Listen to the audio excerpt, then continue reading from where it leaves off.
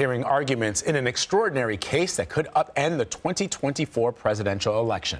It involves a challenge out of the state of Colorado, where the state Supreme Court banned Donald Trump's name from appearing on the primary ballot because of his role in the January 6th attack. Let's bring in CBS News campaign reporter Olivia Rinaldi, who's standing by outside of the Supreme Court. Olivia, set the scene for us. What's it like right now?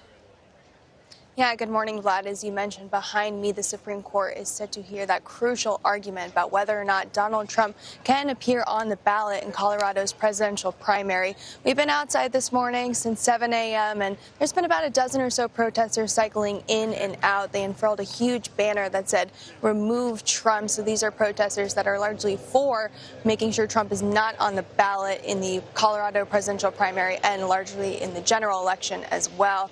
But also, it's Washington. So there's been a lot of field trips here as well. A lot of kids here today witnessing history. We still see a lot of folks standing outside the court hoping to get inside to get a seat where that hearing is set to begin in a few moments.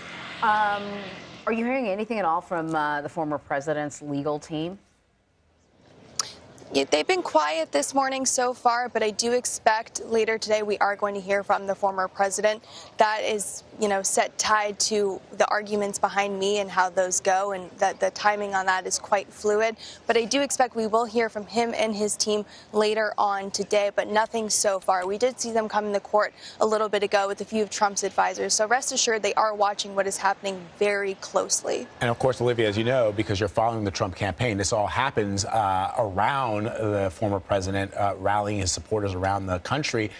Where are we in the campaign trail timeline? In other words, does he have plans to visit other states in the next couple of days?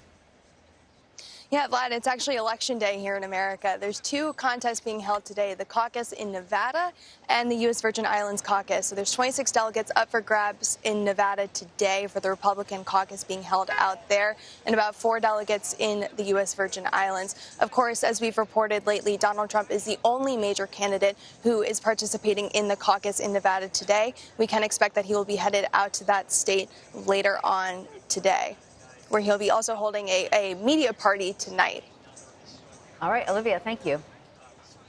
So let's bring back CBS News legal contributor Rebecca Roife. She's here joining us in Studio 57 to talk a little bit more about today's argument. And I want to throw some sort of a question your way that we were talking about in the break. When I was kind of thinking about this case and the Supreme Court and the other cases related to election, voter access, democracy, it seems like the court is very willing to weigh in on issues that will protect our right to vote, but not restrict it. And in a certain way, the outcome of this case could restrict people's choices, right? If he can't be on the ballot in these primaries or these caucuses, then that is a restriction. And so I think, is the Supreme Court sort of hesitant to weigh into these sort of waters?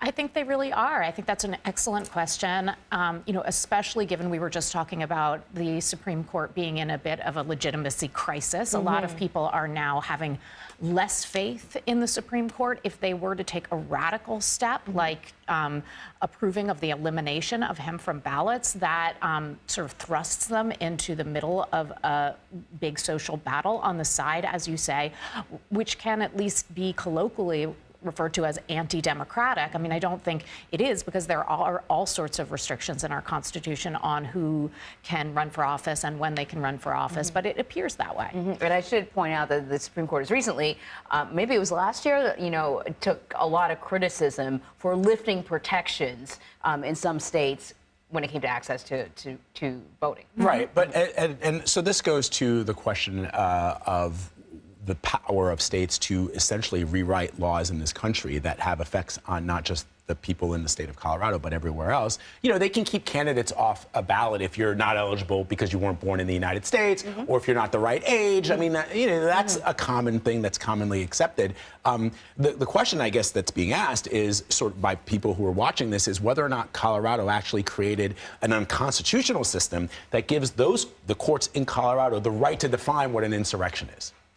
Exactly. I mean, and I think, there are certain legal arguments that have appeal on a broader level, and that's one of them. I mean, that somebody has a due process right to defend themselves in a certain way before they're deemed an insurrectionist. And while I don't think that has an exact legal hook, I do think that that's a compelling policy reason for the court to avoid at least deciding on that ground, because you would want to wait for one of the criminal cases to go forward before making that determination. Although, the Colorado court did not have a hard time doing it. They said that the January 6th committee had already made this determination, and that, we're not putting him in jail for this. We're merely saying he's not entitled to this benefit of holding office. But because to a point you were making earlier, Anne-Marie, if let's imagine that the Supreme Court says, yes, Colorado was correct in deciding this, then we're talking about eligibility standards for elected office that become impossible to manage across the United States, right? That's what we're talking about here, because you could make it easy for states to thwart legitimate candidates who are on the ballot. If they have the ability to make their own sort of rules. Voila. Yeah.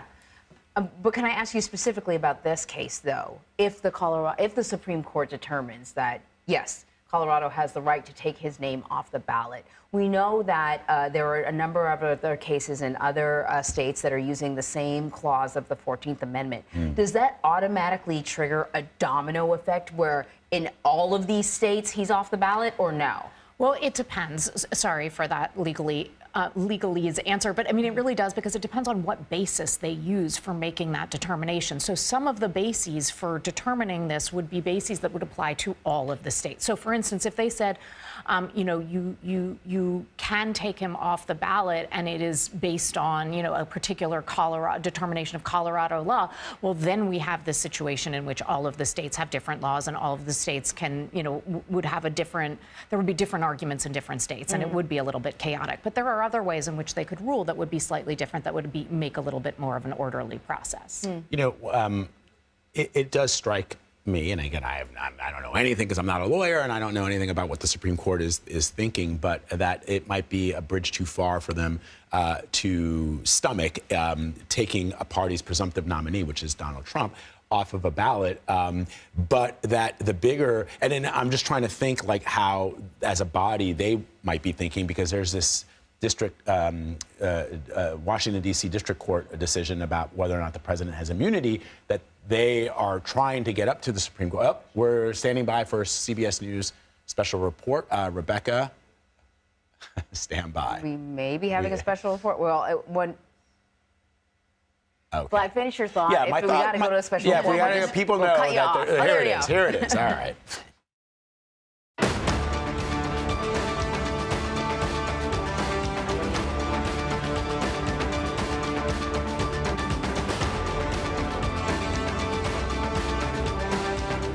This is a CBS News special report. I'm Major Garrett in Washington. Good morning. It is yet another unprecedented day in our nation.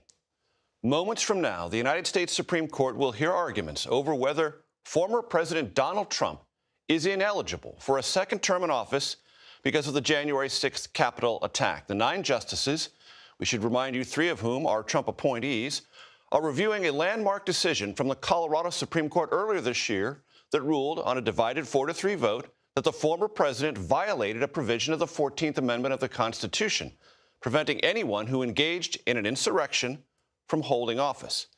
This is the first time a presidential candidate has been disqualified from office or placed on a primary ballot in a state based on the 14th Amendment, and is the first time in history the Supreme Court will hear a case based on Section 3 of the 14th Amendment, which was written and intended to keep former Confederates from holding government offices after the Civil War. Today's oral arguments are the most significant involvement of the Supreme Court in a presidential race since the historic decision in Bush v. Gore back in 2000. That case, of course, was after the election was held. This is before. This is about whether or not the former president's name can be on a ballot, primary ballot or general election ballot in Colorado. Several other states have reviewed this and dismissed this claim on the 14th Amendment. Maine has pending litigation. Maine has also decided to take Trump's name off the ballot. This is an open question, and the states have asked the Supreme Court to engage this. The Supreme Court has agreed, And the oral arguments you hear today will be about what the Supreme Court will decide on this momentous question of former President Trump's eligibility to appear on primary and general election ballots. CBS News Chief Election and Campaign Correspondent Robert Costa joins me now at the table. Robert, good morning. Your impressions as we sit here soaked in Supreme Court legal and political history. Major, good to be with you. Just weeks ago, when I spoke with former President Donald Trump in New York outside one of his many legal issues and legal challenges he is facing, he said that the courtroom has become for him the campaign trail. And now for the Supreme Court, it's clear that they are part of the campaign trail as well. This is an American moment where you have a former president of the United States facing charges of insurrection, while he also faces numerous legal challenges on other fronts just months before the Republican National Convention, where he is likely to be the nominee, based at least on his recent victories, and just months before the presidential election itself, where he could be facing off against President Joe Biden. This is a crucial moment for Trump because ballot access is everything for a candidate. If he doesn't get on the Colorado ballot, he might not be able to reach the 270 he needs to win. Robert, let me go to the court now. Chief Justice John Roberts is beginning the arguments. Let us listen.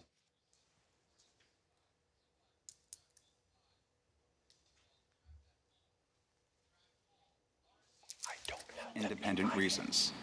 The first reason is that President Trump is not covered by Section 3 because the president is not an officer of the United States, as that term is used throughout the Constitution.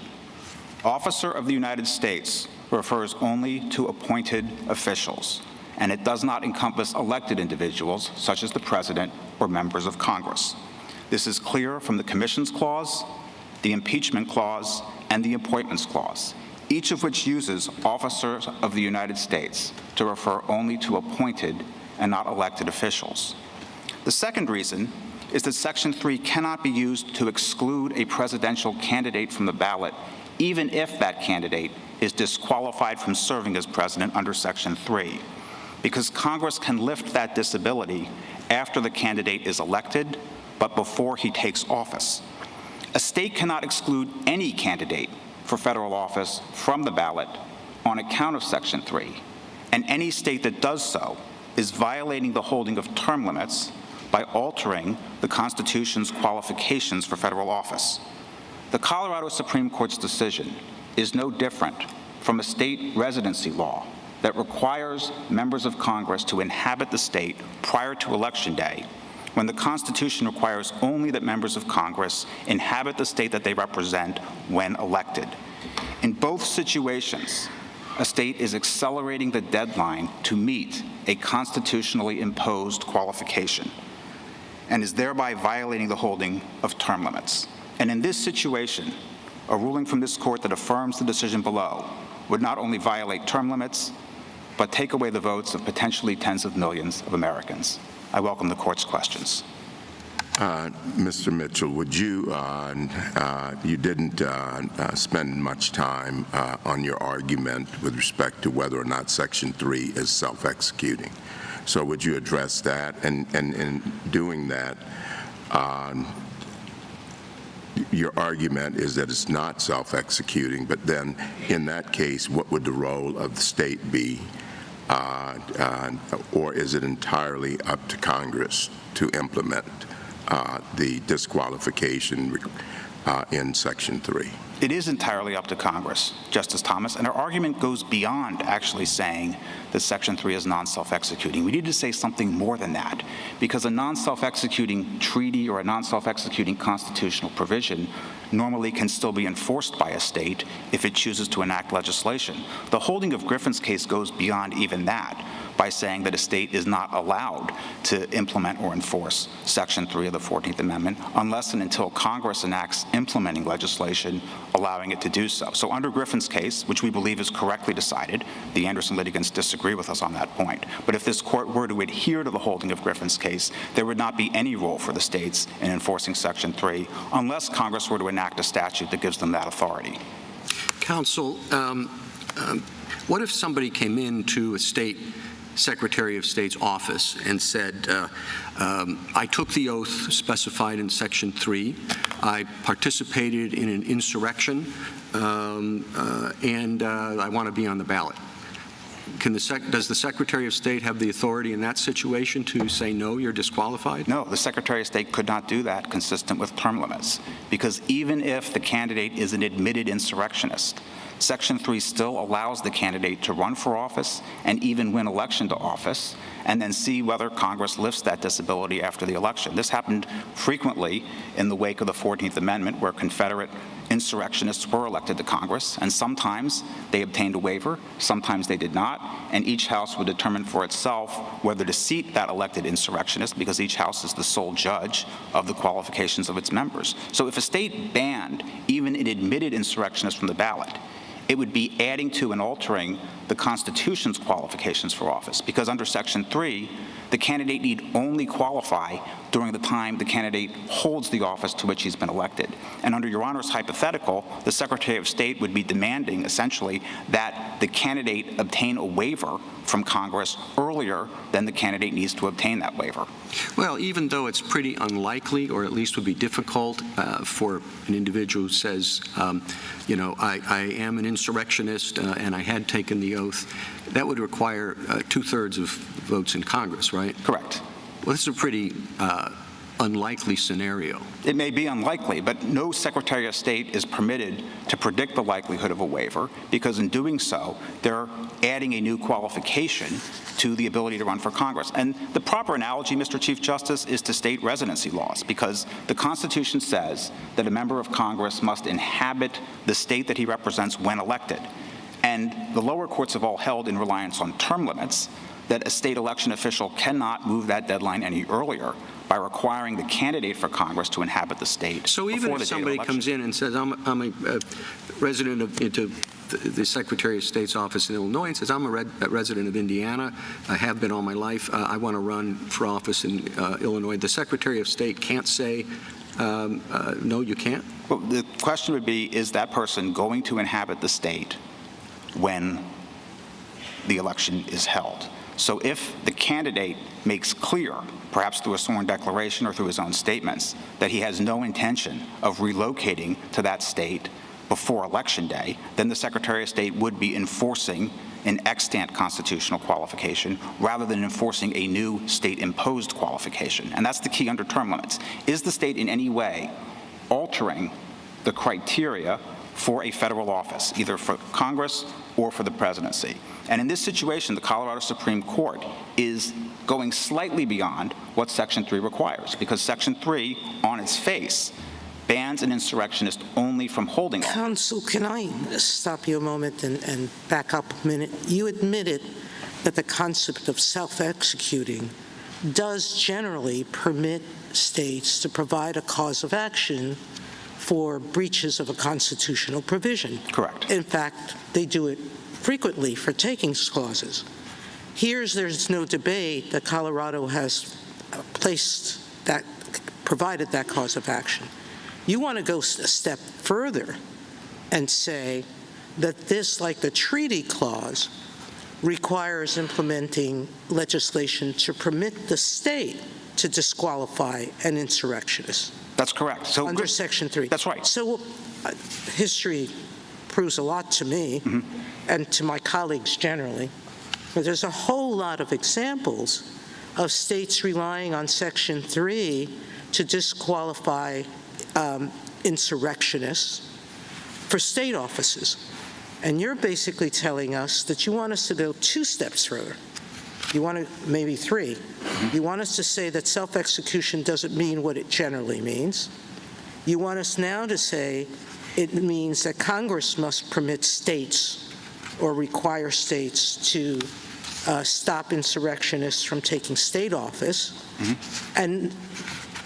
And so this is a complete preemption in a way that's very rare, isn't it? Well, that's the only thing I would disagree. It's rare under the 14th Amendment. Oh, of course it's rare. This is a one-off situation. And, Your Honor, the only thing Well, it is one-off. I don't disagree with you. But it's not with respect to how we've defined self-executing. We're not asking this court to redefine the concept of non-self-execution. We were careful in our brief not to rely on that phrase, and Griffin's Right, case you doesn't- are because it's not. That's right, and Okay, Griffin's so case... now the question is a very different one in my mind. I understand what you're relying on, Griffin. Let's just be very clear. Right. Griffin was not a precedential Supreme Court decision. That's correct. All right, it was a circuit court decision by a justice who, when he becomes a justice, writes in the Davies case, he assumed that Jefferson Davis would be ineligible to hold any office, particularly the presidency, and treated, and this is his words, Section 3 as executing itself, needing no legislation on the part of Congress to give it effect. So you're relying on a non-presidential case by a justice who later takes back what he said. But the key point with Griffin's case and why it's an important precedent, despite everything Your Honor said, it is not a precedent of this court. But Griffin's case provided the backdrop against which Congress legislated the Enforcement Act of 1870 when it first provided an enforcement mechanism for Section 3. And it did away with it later. It did away with it later, but that has nothing to say with respect to what Section 3 means. Can we get to the issue, which is, I think, one that I go back to that I started with, and very briefly, what sense does it say that states can't enforce Section 3 against their own officials? I mean, I think logically those are two separate issues in my mind. Can states enforce the insurrection clause against their own office holders, or can they enforce it against federal officials, or can they enforce it against the president? Those are all three different questions in my mind.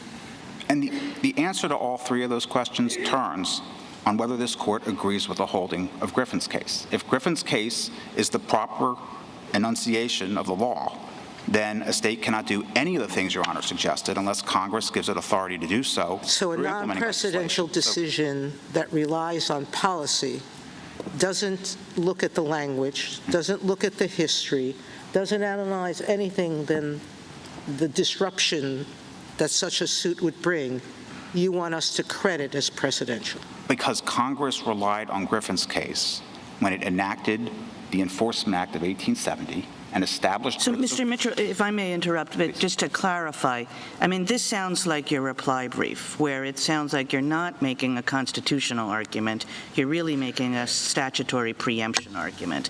And is that what you're doing here? You're not saying that the Constitution gives you this rule. It's the kind of combination of Griffin's case plus the way Congress acted after Griffin's case that gives you the rule? That's exactly right, Justice Kagan, because we have implementing legislation. Congress took up the invitation provided by Griffin's case and established writs of quo warranto in the 1870 Enforcement Act, later repealed them. The only enforcement legislation that's currently on the books is the Insurrection Criminal Statute, Section 2383. And when Congress made all of these decisions, the initial enactment of the Enforcement Act in 1870, the repeal of the quo warranto provisions in 1948, all of those were made with Griffin's case as the backdrop. Please. Well, the understanding was that these congressionally established remedies would be exclusive of state court remedies. So there's not an express statement of preemption in these statutes, but there didn't need to be because Griffin's case provided the backdrop. And if I could just understand the argument a little bit better, suppose that we took all of that away. You know, suppose there were no Griffin's case and there were no subsequent congressional enactment. What do you then think the rule would be?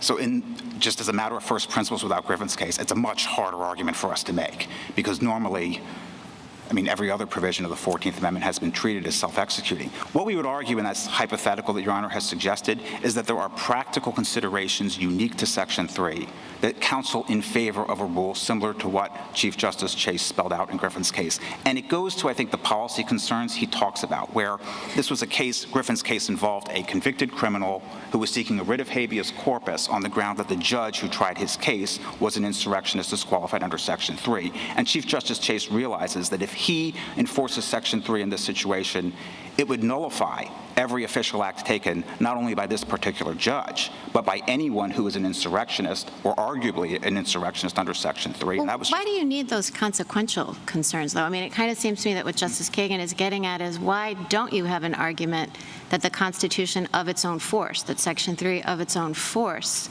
preempts the state's ability not necessarily, I think not, to enforce Section 3 against its own officers, but against federal officers, like in a Tarbell's case kind of way. So there could also be an argument that's more limited. You're suggesting there may be a barrier under the Constitution to a state legislating an enforcement mechanism for Section 3 specific to federal officers. We could rely on precedents such as McClung that says that state courts lack the authority to issue mandamus relief against federal officials. Well, why aren't you making those arguments? Because that doesn't get us, that Griffin's case only gets you out of state court, it doesn't get you out of federal court. And also the holding of Griffin's case went well beyond that, because Chief Justice Chase said in this opinion, which again provided the backdrop for the congressional enforcement legislation, that states had no role in enforcing Section 3 unless Congress was to give them that authority through a statute that they passed pursuant to their subject But your arguments... No, please, go ahead. I was just going to add one last thing. I think your argument's a little broader than that, because I think if we accept your position that disqualifying someone from the ballot is adding a qualification, really your position is that Congress can't enact a statute that would allow Colorado to do what it's done either, because then Congress would be adding a qualification, which it can't do either. No, I don't agree with that, Justice Barrett. Congress is not bound by the holding of term limits. Term limits only prohibits the states from adding additional qualifications or altering the Constitution's qualifications for federal office. It does not purport to restrain Congress. So if Congress were to enact implementing legislation that authorized the states to exclude insurrectionists from the ballot, we believe that would be valid enforcement legislation under Section 3, with an important caveat. There has to be congruence and proportionality under this court's precedent. So why would that be permissible? Because Section 3 refers to the holding of office, not running for office. And so if a state or Congress were to go further and say that you can't run for the office, you can't compete in a primary, wouldn't that be adding an additional qualification for serving for president? You must have been free from this disqualification at an earlier point in time than Section 3 specifies. I think the answer to your question, Justice Alito, depends on how you interpret the word enforce in Section 5. And some members of this court, such as Justice Scalia, thought that enforce means you can do nothing more than enact legislation that mirrors the 14th Amendment's self-executing requirements, and you can't go an inch beyond that. That's not the current jurisprudence of this court. No, well, all right, you have to decide whether it's congruent and proportional, and we would get into the question of whether that would be congruent and proportional. Well, let me shift gear a little bit. I take you to argue, and I think this is right, that the term self-executing is a misnomer as applied here. Yes, very often, when we use the term, what we're referring to is the proposition that a particular provision of the Constitution or a statute in and of itself creates a private right of action. That's not what the issue is here. No, that's not the issue here, and sometimes the phrase self-executing is used that way. The only thing I would add is sometimes it's used in a different sense. With self-executing treaties or non-self-executing treaties, the issue is whether that treaty has any force as domestic law whatsoever. Right. But I don't see what is gained by using this term, which is used in different contexts, rather than directly addressing what's involved here, which is the question of who can enforce Section 3 with respect to a presidential candidate. The consequences of what the Colorado Supreme Court did, some people claim, would be quite severe. Would it not permit, would it not lead to the possibility that other states would say, using their choice of law rules and their rules on collateral estoppel, that there's non-mutual collateral estoppel against former President Trump? And so the decision of the Colorado Supreme Court could effectively decide this question for many other states, perhaps all other states. Could it not lead to that consequence? I don't think so, because Colorado law does not recognize non-mutual collateral estoppel, and I believe the preclusive effect of the decision would be determined by Colorado law rather than the law of another state. But I think your question, Justice Alito, gives rise to an even greater concern, because if this decision does not have preclusive effect in other lawsuits, it opens the possibility that a different factual record could be developed in some of the litigation that occurs in other states, and different factual findings could be entered by state trial court judges. They might conclude that, as a matter of fact, that President Trump did not have any intent to engage in incitement, or make some other finding that differs from what this trial court judge found. Yeah, exactly. So in this decision, the trial court in Colorado thought that it was proper to admit the January 6th report, and it also admitted the testimony of an expert who testified about the meaning of certain words and phrases to people who communicate with and among extremists, right? Another state court could reach an opposite conclusion on both of those questions. Certainly. Other states could conclude that the January 6th report is inadmissible hearsay. They might also conclude that statements within the January 6th report were hearsay, even if the report itself is not. And they could certainly reach a different conclusion with respect to the expert testimony of Professor Simi. Perhaps in another state we would have time to produce our own sociology expert who would contradict Professor Simi. Should these considerations be dismissed as simply consequentialist arguments, or do they support a structural argument that supports the position that you're taking here? I think they all mutually reinforce each other. We have an argument, we believe, that is sufficient to dispose of this case just based on the meaning of officer of the United States, as well as the argument we're making based on term limits. But all of the consequentialist considerations that Your Honor has suggested are additional reasons to reverse the Colorado Supreme Court, although we don't think it's necessary to get into consequences because the law is clearly on our side. You keep saying term limits. There are other presidential qualifications in the Constitution: age, yes, citizenship. There's a separate amendment, the 22nd Amendment, that doesn't permit anyone to run for a second term. We have a history of states disqualifying, not all, but some, of disqualifying candidates who won't be of age if elected. We have a history of at least one state disqualifying someone who wasn't a U.S. citizen. Right. Are your arguments limited to Section 3? Not quite. The question, Justice Sotomayor, is whether the state is violating term limits by adding to or altering the extant qualifications for the presidency in the Constitution. Now, so you want us to say, I'm wondering why the term limits qualification is important to you.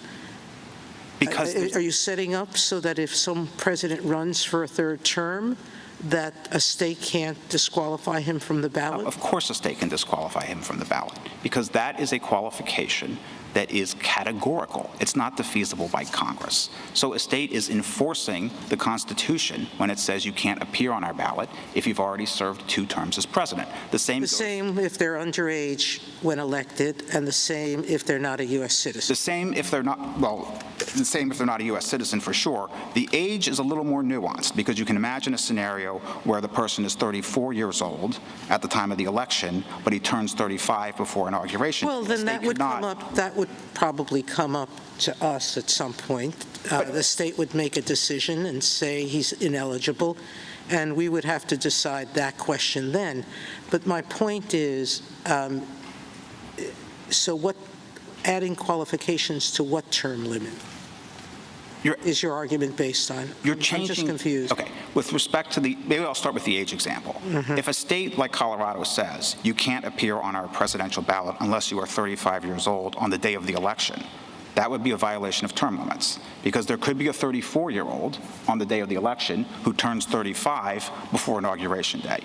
What Colorado has done here, what their Supreme Court has done, is similar, because under Section 3, President Trump needs to qualify during the time that he would hold office. And the Colorado Supreme Court is saying to President Trump, you have to show that you would qualify under Section 3 now, at the time of the election, or at the time that we, the state Supreme Court. Now I understand. So now I just a point of clarification, so we're all on the same page. When you say term limits, you mean our decision in the term limits case? Yes, I'm sorry. The constitutional provision governing term limits. Yes, U.S. term limits against Thornton. Maybe I should call it Thornton instead of term limits. I'm sorry.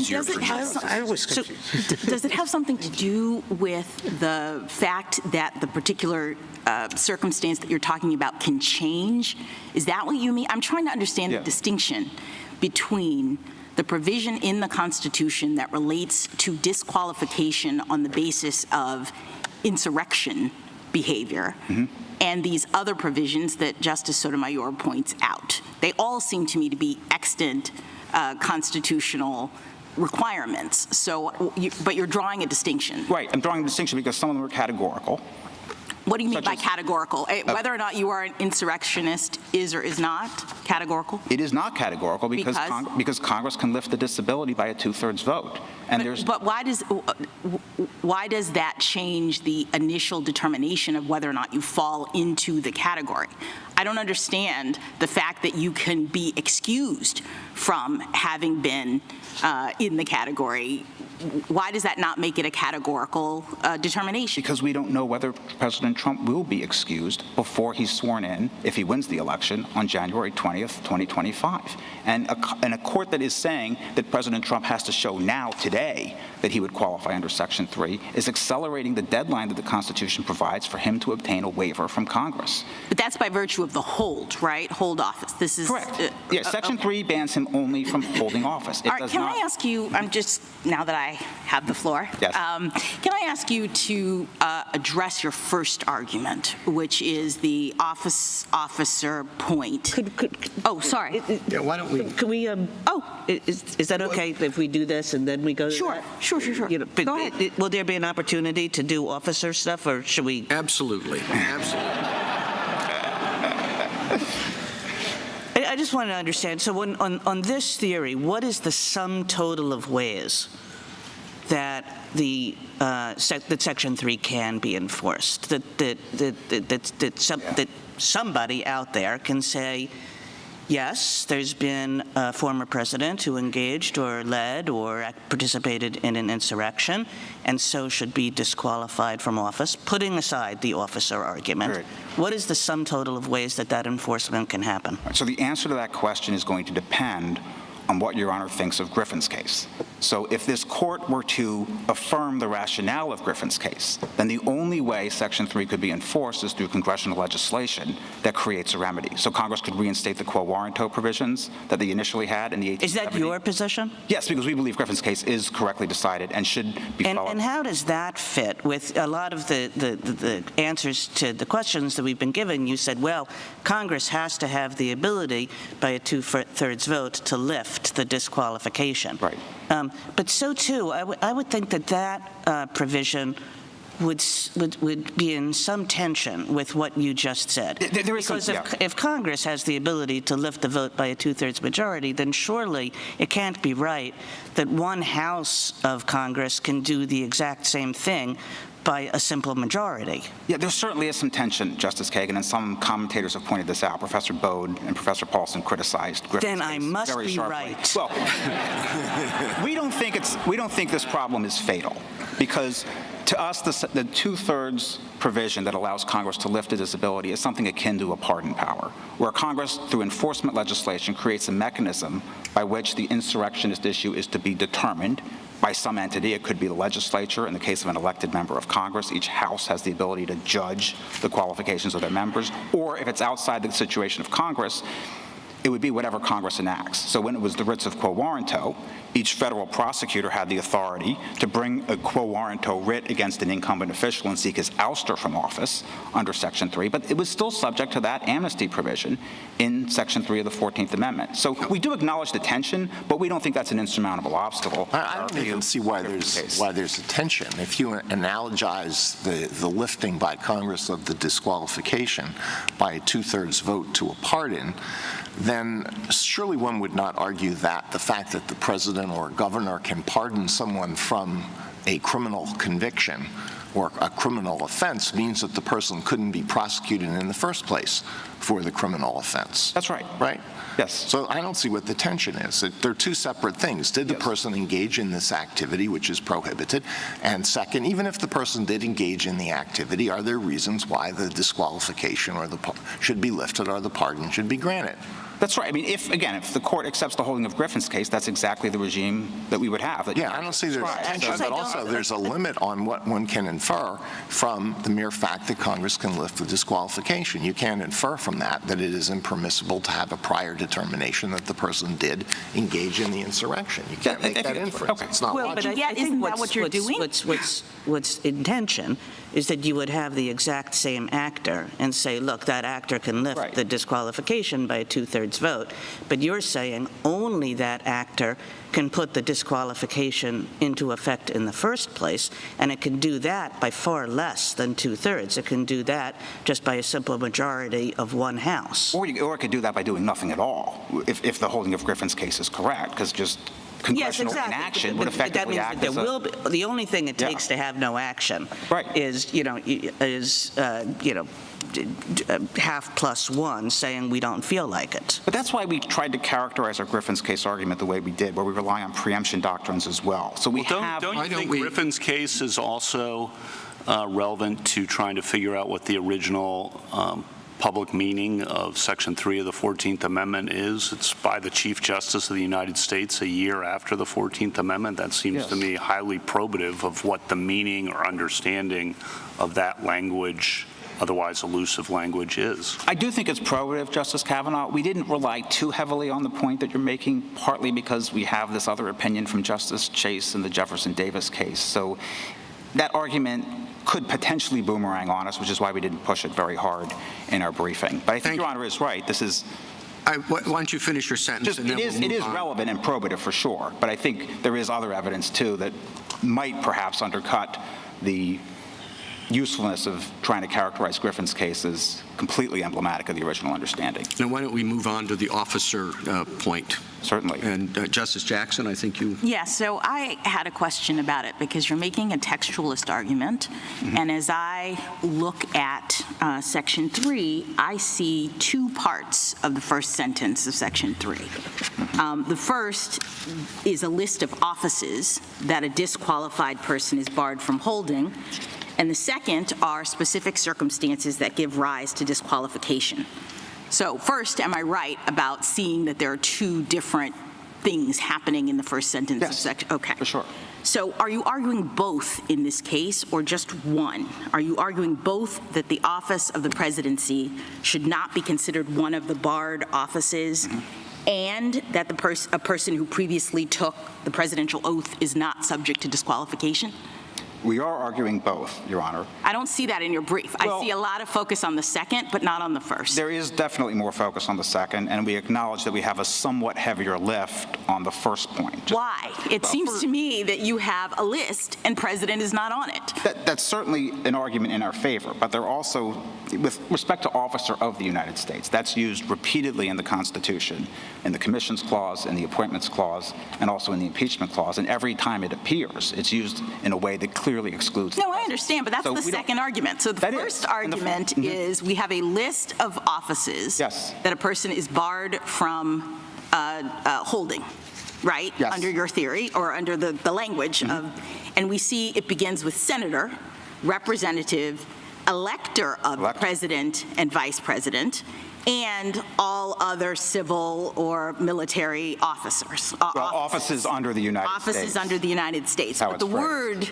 president or vice president does not appear specifically in that list.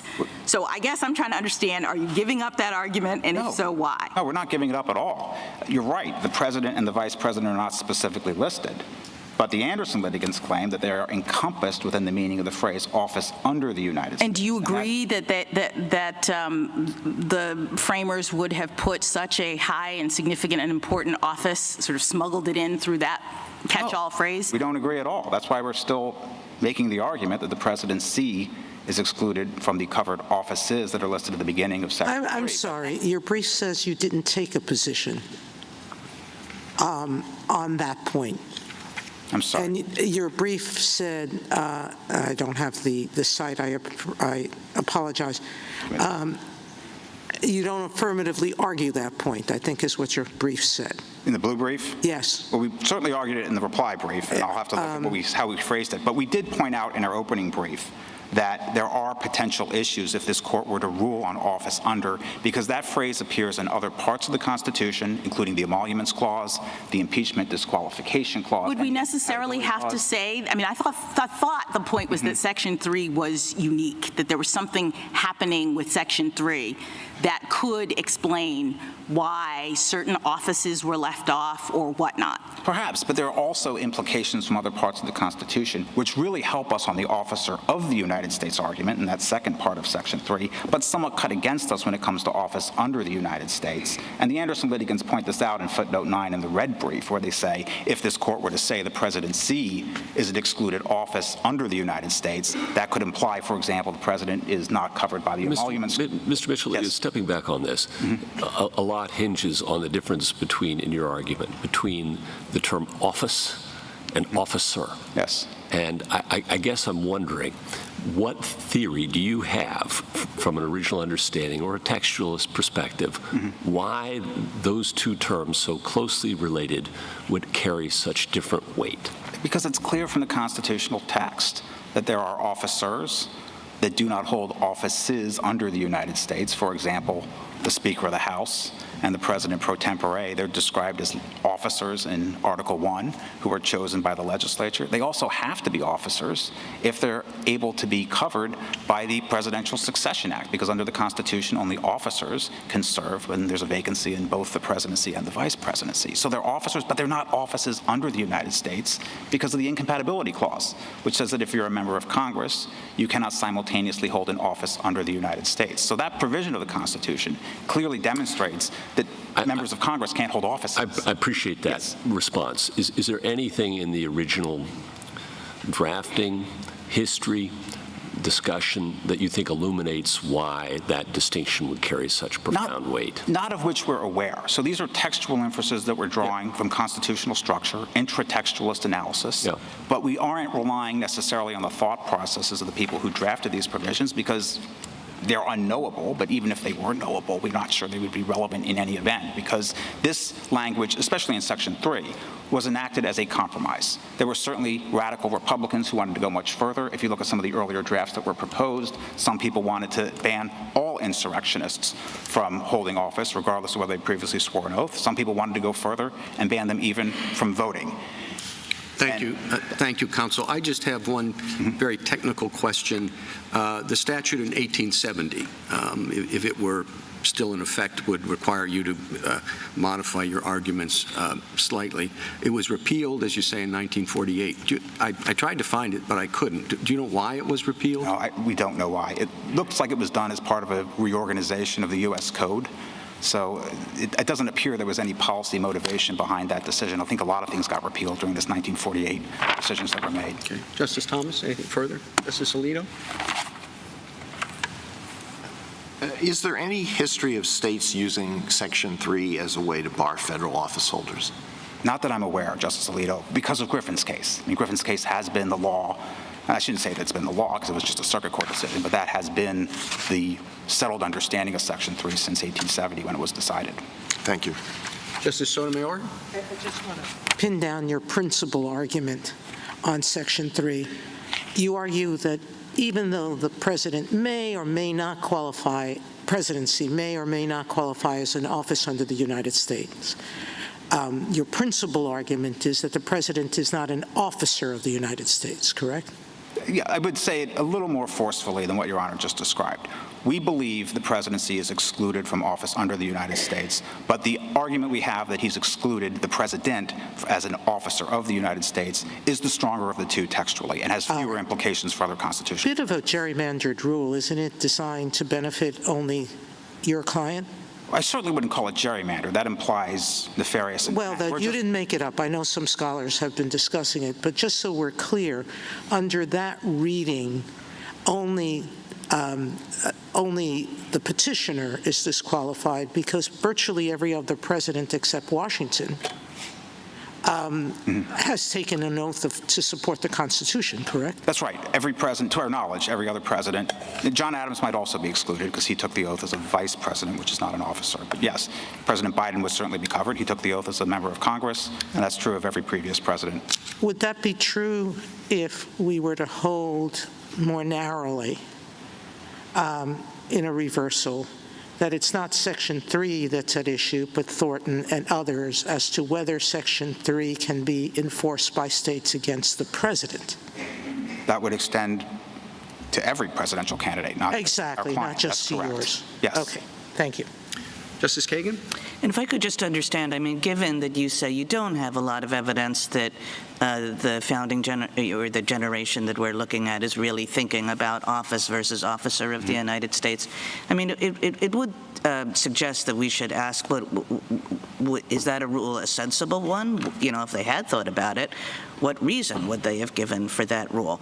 And it does seem as though there's no particular reason, and you can think of lots of reasons for the contrary, to say that the only people who have engaged in insurrection who are not disqualified from office are presidents who have not held high office before. Why would that rule exist? I don't think there is a good rationale, given that this was compromise legislation. And sometimes this happens with statutory compromises and even constitutional compromises. There's an agreed upon set of words that can pass both houses of Congress. But different legislators may have had goals and motivations. They didn't all get their way. In a compromise, everyone goes away miserable. But this was the text that was settled upon. And it does seem odd that President Trump would fall through the cracks, in a sense. But if officer of the United States means appointed officials, there's just no way he can be covered under Section 3. The court would have to reject our officer argument to get to that point. And is there any better reason, if you go to the office argument that Justice Jackson was suggesting, is there any better reason for saying that an insurrectionist cannot hold the whole panoply of offices in the United States, but we're perfectly fine with that insurrectionist being president? I think that's an even tougher argument for us to make as a policy matter, because one would think of all offices, the presidency would be the one you'd want to keep out the Confederate insurrectionists. That's the commander-in-chief of the Army. So, again, that's why we're leaning more on the officer of argument than the office under. We're not conceding office under, but we definitely have the stronger textual case and structural case on officer of the United States. Thank you. Thanks. Justice Gorsuch? Respond to some of the specific textual arguments on the officer of with respect to the appointments clause, the impeachment clause, and some of the others. Yeah, so the way, I'll start with the commission's The ball has been bouncing on that back and forth, and I wanted to see where you landed today. There are three different textual inferences that could be drawn from each of those provisions Your Honor just mentioned. But the commission's clause, I think, is the strongest because it says the president shall, commission all the officers of the United States. Shall is mandatory. All is all-encompassing, and the president doesn't commission himself, and he can't commission himself. So that's one of the first problems. I think the Anderson litigants are trying to say, there's somehow an implied exception there because the president obviously can't commission himself, so we should construe that to mean all officers of the United States besides the president. But you also have members of Congress who are not commissioned by the president, and that's because they're not officers of the United States. So the only sensible distinction that we can see, given the language of the commission's clause, is that officers of the United States are appointed officials, and elected officials, such as members of Congress, and the president and the vice president are not. And the impeachment clause reinforces that. The president, the vice president, and all civil officers of the United States shall be removed from office upon impeachment for and conviction of all high crimes and misdemeanors. The president and the vice president are listed separately from officers of the United States. And then, of course, the appointments clause, we know the president is not appointed pursuant to Article 2, neither is the vice president, neither are members of Congress, so they can't be officers either. And how does Article 1, Section 6 fit into this discussion? And this is about officers being in the line of succession? Yes, exactly. Right, so you have to be an officer to be in the line of succession. We have a federal statute that puts the Speaker and the President pro tempore in the line of succession. They are officers, but they're not officers of the United States because they're not subject to impeachment, they're not commissioned by the President, and they're not appointed pursuant to Article 2. So there is this gap between the term officer and the phrase officers of the United States, reinforcing the idea that officers of the United States is a term of art that doesn't refer just to federal office holders, which is what the Anderson litigants are claiming, but refers only to those who are appointed, not to those who are elected. Thank you. Justice Kavanaugh? And just make sure I understand how you're using Griffin's case again. Section 3 refers to insurrection and raises questions about who decides what processes are to be used. That's ratified in 1868. The next year, Chief Justice Chase opines that states do not have the authority, that only Congress has the authority to enforce that. That could be evidence, as you say, of the original public meaning, at least some evidence. It's a precedent, although not binding. But your point then is it's reinforced because Congress itself relies on that precedent in the Enforcement Act of 1870 and forms the backdrop against which Congress does legislate. And then, as Justice Alito says, the historical practice for 155 years has been that that's the way it's gone. There haven't been state attempts to enforce disqualification under Section 3 against federal officers in the years since. So whether that's a Federalist 37 liquidation argument, it all reinforces what happened back in 1868, 1869, and 1870. Right. You want to add to that, alter that? No, I think that's exactly right. And the last part you mentioned, Your Honor, is crucial to our argument, that Congress relied on Griffin's case. It provided the backdrop against which they legislated, which is why we should read these extant enforcement mechanisms, and right now the only one left is the federal insurrection statute, 2383, as exclusive of state court remedies. It's a form of implied preemption, almost C. Clamor's implicit preemption of other remedies, because Congress made these decisions in explicit reliance on Griffin's case. And if we agree with you on Griffin's case and what you've elaborated on there, that's the end of the case, right? It should be, yes, unless Congress decides to enact a statute, which we can't rely on. A new statute in addition to 2383. And just to be clear, under 2383, you agree that someone could be prosecuted for insurrection by federal prosecutors, and if convicted, could be or shall be disqualified then from office. Yes, but the only caveat that I would add is that our client is arguing that he has presidential immunity, so we would not concede that he can be prosecuted for what he did on January 6th under 2383. Understood. Asking a question about the theory of 2383. Thank you. Thank you. Justice Barrett? So Griffin's case was a collateral proceeding, so it's habeas relief. Yes. Could Griffin have, so even if Section 3 is not a basis for collateral relief in habeas, which was new at the time, could Griffin have raised at his trial or in direct appeal the argument that Judge Sheffy, you can't legitimately sit or constitutionally sit on my case because you're an insurrectionist and you're disqualified? Could he have won then? No. Why? Not if Griffin's case is correct. So a court would have to reject the rationale of Griffin's case to accept what Your Honor is suggesting. Well, why? Like I said, Griffin's case, I think there's some language that might be a little bit broad, but at bottom, Griffin's case is about a collateral habeas proceeding. And Griffin had brought his case after the fact. He needed a cause of action. Why wouldn't it work in a trial for him to challenge Sheffy's constitutional ability to adjudicate his case? But what Griffin's case holds is that only Congress can provide the means of enforcing Section 3. And under Your Honor's hypothetical, Congress has not enacted any such statute that would give Mr. Griffin the right to raise those types of arguments at his trial. So he would have to await legislation from Congress. Okay, let's assume that I disagree with you about the officer argument. So Section 3 covers President Trump. Let's say that Congress enacts a quo warranto provision that would allow a state, or I guess it doesn't really matter for this purpose, even a federal prosecutor, to bring such an action against him, to remove him from office in the quo warranto way. Wouldn't that be in some tension with impeachment?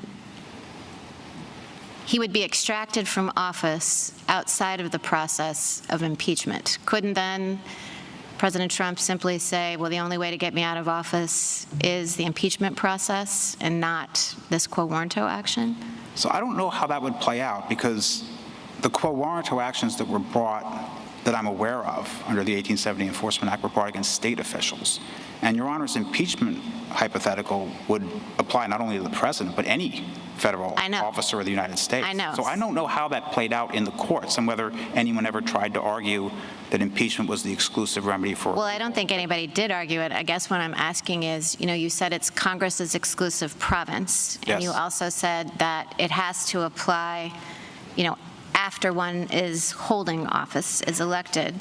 And I'm asking whether then the implication of your argument is that Congress could not enact such a provision that applied against federal office holders that were covered by Section 3 as opposed to state ones. I believe they could. And the impeachment clause says that the President, the Vice President, and all civil officers of the United States shall be removed from office upon impeachment and conviction. But it doesn't say that's the only way you can remove them. I mean, Congress can defund a position, and effectively, it's not quite the same as formal removal. But the other relevant precedent is Stewart against Laird, when the Jeffersonians repealed the Midnight Judges Act and abolished all of these positions for federal judges. And some people thought that was unconstitutional because they thought the only way you could eliminate federal judges was through impeachment. But Chief Justice Marshall upheld that statute. So that, to me, is a relevant precedent showing that impeachment is not the only way to get rid of a federal official. Okay, let me just ask one question, and this is just a point of clarification. Does President Trump have any kind of due process right here? I mean, I'm wondering, this kind of goes not to the cause of action point or the preemption point, but more to the question of what procedures he might have been entitled to. You don't make the argument that he was entitled to any, nor did I see the argument that he had any kind of constitutionally protected right to ballot access, so that he was, and constitutionally entitled to an opportunity to be heard. Is that right? He had no due process right? We made that argument below. We did not make that in our briefs to this court for several reasons. I mean, Your Honor's, I think, suggesting, and this is correct, that the proceedings below, to put it charitably, were highly irregular. Well, I wasn't suggesting that. I was just asking. The question seems to suggest that there might be due process issues, but we didn't develop that argument in this court for several reasons. Winning on due process doesn't really do as much for our client as the other arguments that we've made, because that would be a ruling specific to this particular proceeding in the state of Colorado and would leave the door open for Colorado to continue on remand to exclude him from the ballot. Okay, thank you. Justice Jackson? Back to whether the presidency is one of the barred offices, I guess I'm a little surprised at your response to Justice Kagan, because I thought that the history of the 14th Amendment actually provides the reason for why the presidency may not be included. And by that I mean, I didn't see any evidence that the presidency was top of mind for the framers when they were drafting Section 3, because they were actually dealing with a different issue. The pressing concern, at least as I see the historical record, was actually what was going on at lower levels of the government. The possible infiltration and embedding of insurrectionists into the state government apparatus, and the real risk that former Confederates might return to power in the South via state-level elections, either in local offices or as representatives of the states in Congress. And that's a very different lens. If your concern is trying to make sure that these people don't come back through the state apparatus and control the government in that direction, seems to me very different than the worry that an insurrectionist will seize control of the entire national government through the presidency. And so I just am surprised that you would, given the text of the provision and the historical context that seems to demonstrate that their concern or their focus was not about the presidency, I just don't understand why you're giving that argument up. There is some evidence to suggest that, Justice. Is there any evidence to suggest that the presidency was what they were focused on? There is some evidence of that. There were people saying we don't want Jefferson Davis to be elected president, and there was also one of the drafts of Section 3 specifically mentioned the presidency and the vice presidency. But it wasn't the final. It wasn't the final. It wasn't. Yes, right. I'm sorry. It wasn't the final enactment, but it does show that there was some concern by some people about Confederate insurrectionists ascending to the presidency. And we didn't want to make a law office history type argument where we just look at the historical evidence and pick the evidence that we like and interpret it tendentiously, because the other side can get back with us and throw this countervailing evidence back in our face. So we wanted to focus more on the text of the Constitution, because this was ultimately a compromise provision that was enacted in Section 3. All right, let me ask you another question about the states, because you have forcefully made an argument about the states not being able to enforce Section 3. So if we agree with you on that, what happens next? I mean, I thought you also wanted us to end the litigation. So is there a possibility that this case continues in federal court if that's our conclusion? No, I don't see how it could unless Congress were to enact a statute in response to this court's decision. So your point is that we would have to say congressional enacting legislation is necessary for either state or federal enforcement? That's correct. All right. Final question. The Colorado Supreme Court concluded that the violent attempts of the petitioner's supporters in this case to halt the count on January 6 qualified as an insurrection, as defined by Section 3, and I read your opening brief to accept that those events counted as an insurrection, but then your reply seemed to suggest that they were not. So what is your position as to that? We never accepted or conceded in our opening brief that this was an insurrection. What we said in our opening brief was President Trump did not engage in any act that can plausibly be characterized as insurrection. All right, so why would this not be an insurrection? What is your argument that it's not? Your reply brief says that it wasn't because I think you say it did not involve an organized attempt to overthrow the government. So that's one of many reasons, but for an insurrection there needs to be an organized, concerted effort to overthrow the government of the United States through violence. And this so riot the point is that a chaotic effort to overthrow the government is not an insurrection? No, we didn't concede that it's an effort to overthrow the government either, Justice Jackson. Right? None of these criteria were met. This was a riot. It was not an insurrection. The events were shameful, criminal, violent, all of those things, but it did not qualify as insurrection, as that term is used in Section 3. Thank you. Thanks. Thank you, counsel. Thank you.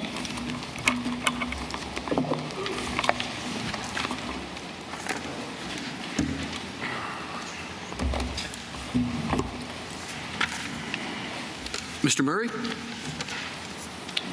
Mr. Chief Justice, and may it please the court, we are here because for the first time since the War of 1812, our nation's capital came under violent assault. For the first time in history, the attack was incited by a sitting president of the United States to disrupt the peaceful transfer of presidential power. By engaging in insurrection against the Constitution, President Trump disqualified himself from public office. As we heard earlier, President Trump's main argument is that this court should create a special exemption to Section 3 that would apply to him and to him alone. He says Section 3 disqualifies all oath-breaking insurrectionists except a former president who never before held other state or federal office. There is no possible rationale for such an exemption, and the court should reject the claim that the framers made an extraordinary mistake. Section 3 uses deliberately broad language to cover all positions of federal power requiring an oath to the Constitution. My friend relies on a claimed difference between an office under and an officer of the United States, but this case does not come down to mere prepositions. The two phrases are two sides of the same coin, referring to any federal office or to anyone who holds one. President Trump's other arguments for reversal ignore the constitutional role of the states in running presidential elections. Under Article 2 and the 10th Amendment, states have the power to ensure that their citizens' electoral votes are not wasted on a candidate who is constitutionally barred from holding office. States are allowed to safeguard their ballots by excluding those who are underage, foreign-born, running for a third presidential term, or, as here, those who have engaged in insurrection against the Constitution in violation of their oath. I welcome the court's questions. Do you have contemporaneous examples, and by contemporaneous I mean shortly after the adoption of the 14th Amendment, where the states disqualified national candidates, not its own candidates, but national candidates? The only example I can think of, Justice Thomas, is the example of Congressman Christie, who was elected in Georgia in, I believe, 1868, and the governor of Georgia refused or declined to certify the results of that election because Mr. Christie was disqualified.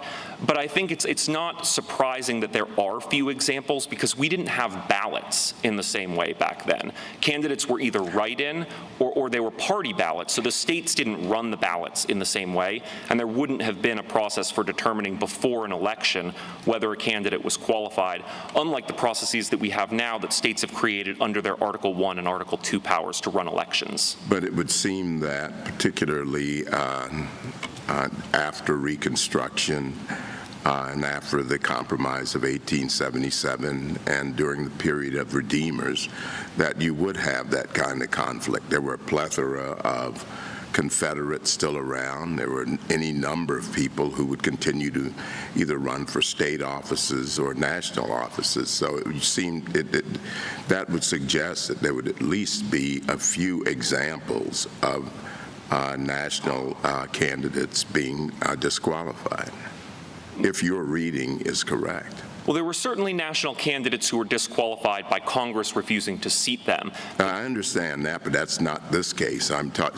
Did states disqualify them? That's what we're talking about here. I understand Congress would not seat them. Other than the example I gave, no. But again, Your Honor, that's not surprising because there wouldn't have been, states certainly wouldn't have the authority to remove a sitting So what's the purpose officer. what was the purpose of the Section 3? The states were sending people. The concern was that the former Confederate states would continue being bad actors. And the effort was to prevent them from doing this. And you're saying that, well, this also authorized states to disqualify candidates. So what I'm asking you for, if you are right, what are the examples? Well, Your Honor, the examples are states excluded many candidates for state office, individuals holding state offices. We have a number of published cases of states considering that. I understand the states controlling state elections and state positions. What we are talking about here are national candidates. I understand. You look at Foner or Foote, Shelby Foote, or McPherson, they all talk about, of course, the conflict after the Civil War, and there were people who felt very strongly about retaliating against the South, the radical Republicans. But they did not think about authorizing the South to disqualify national candidates. And that's the argument you're making. And what I would like to know is, do you have any examples of this? Many of those historians have filed briefs in our support in this case, making the point that the idea of the 14th Amendment was that both states and the federal government would ensure rights, and that if states failed to do so, the federal government certainly would also step in. But I think the reason why there aren't examples of states doing this is an idiosyncratic one of the fact that elections worked differently back then. States have a background power under Article 2 and the 10th Amendment to run presidential elections. They didn't use that power to police ballot access until about the 1890s. And by the 1890s, everyone had received amnesty and these issues had become moot. So I don't think the history tells us. Sort of look at Justice Thomas's question sort of from the 30,000-foot level. I mean, the whole point of the 14th Amendment was to restrict state power, right? States shall not abridge privileges of immunity. They won't deprive people of property without due process. They won't deny equal protection. And on the other hand, it augmented federal power under Section 5. Congress has the power to enforce it. So wouldn't that be the last place that you'd look for authorization for the states, including Confederate states, to enforce, implicitly authorized, to enforce the presidential election process? That seems to be a position that is at war with the whole thrust of the 14th Amendment and very ahistorical. No, Your Honor. First, we would locate the state's authority to run presidential elections not in the 14th Amendment, but in Article 2. And that power is nearly plenary to determine. Yeah, but you're relying on, you have no reliance on Section 3, is that what you're saying? No, Your Honor. Certainly we have reliance on Section 3 insofar as Article 2 gives states this broad power to determine how their electors are selected, and that broad power implies the narrower power to enforce federal constitutional qualifications. Well, but the narrower power you're looking for is the power of disqualification, right? That is a very specific power in the 14th Amendment, and you're saying that was implicitly extended to the states under a clause that doesn't address that at all. We would say that nothing in the 14th Amendment takes away from the states their broad and nearly plenary power to determine the manner of selecting their electors in the manner that they see fit. As this court said in Chiafalo, that power is nearly plenary unless something in the Constitution tells states they can't do it. And the structure of the 14th Amendment certainly was intended to expand federal power and certainly to restrict state power in some ways. But states are bound to enforce and apply, for example, Section 1 of the 14th Amendment. And so it's hard to see why states wouldn't be similarly bound or at least authorized. That's not greater includes the lesser argument. The states have the power, the legislature has the power to choose electors, granted. But just because there's one authorized means in the Constitution to a particular end does not mean that there's any means to that end. And so I think you're taking that electors argument and bringing it into Section 3, where, as the Chief Justice says, there's just no, and Justice Thomas, there's no historical evidence to support the theory of Section 3, nor the overall, to explain the overall structure of the 14th Amendment. We certainly have a long history in this country of states using their power to determine the manner of selecting presidential electors to enforce other qualifications in the Constitution. I don't take it there's a great debate about whether or not states are allowed to exclude underage or foreign-born candidates, or if President Bush or Obama wanted to run for a third term, that they could be excluded under that broad Article 2 power. I don't see why Section 3 should be treated any differently. Section 3 speaks in the same... Well, when you look at Section 3, the term insurrection jumps out. And the questions are, what does that mean? How do you define it? Who decides? Who decides whether someone engaged in it? What processes, as Justice Barrett alluded to, what processes are appropriate for figuring out whether someone did engage in that? And that's all of what Chief Justice Chase focused on a year after the 14th Amendment to say, these are difficult questions, and you look right at Section 5 of the 14th Amendment, as the Chief Justice said, and that tells you Congress has the primary role here. I think what's different is the processes, the definition, who decides questions really jump out at you when you look at Section 3. Your response to that? Well, certainly, Justice Kavanaugh, there has to be some process for determining those questions. And then the question becomes, does anything in the 14th Amendment say that only Congress can create that process? And Section 5 very clearly is not an exclusive provision. It says Congress shall have power. But maybe put most boldly, I think that the question that you have to confront is why a single state should decide who gets to be president of the United States. In other words, this question of whether a former president is disqualified for insurrection to be president again is, just say it. It sounds awfully national to me. So whatever means there are to enforce it would suggest that they have to be federal, national means. Why does, if you weren't from Colorado and you were from Wisconsin or you were from Michigan, and it really, what the Michigan Secretary of State did is going to make the difference between whether candidate A is elected or candidate B is elected, I mean, that seems quite extraordinary, doesn't it? No, Your Honor, because ultimately it's this court that's going to decide that question of federal constitutional eligibility and settle the issue for the nation. And certainly it's not unusual that questions of national importance come up. Well, I suppose this court would be saying something along the lines of that a state has the power to do it. But I guess I was asking you to go a little bit further and saying, why should that be the right rule? Why should a single state have the ability to make this determination, not only for their own citizens, but for the rest of the nation? Because Article 2 gives them the power to appoint their own electors as they see fit.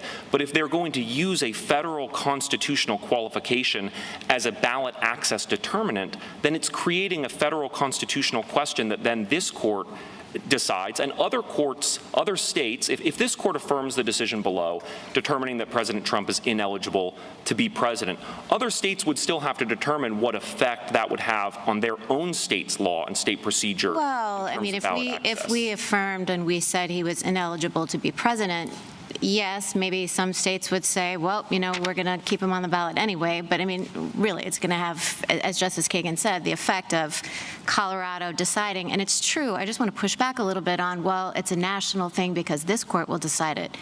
You say that we have to review Colorado's factual record with clear error as the standard of review. So we would be stuck. The first mover state here, Colorado, we're stuck with that record.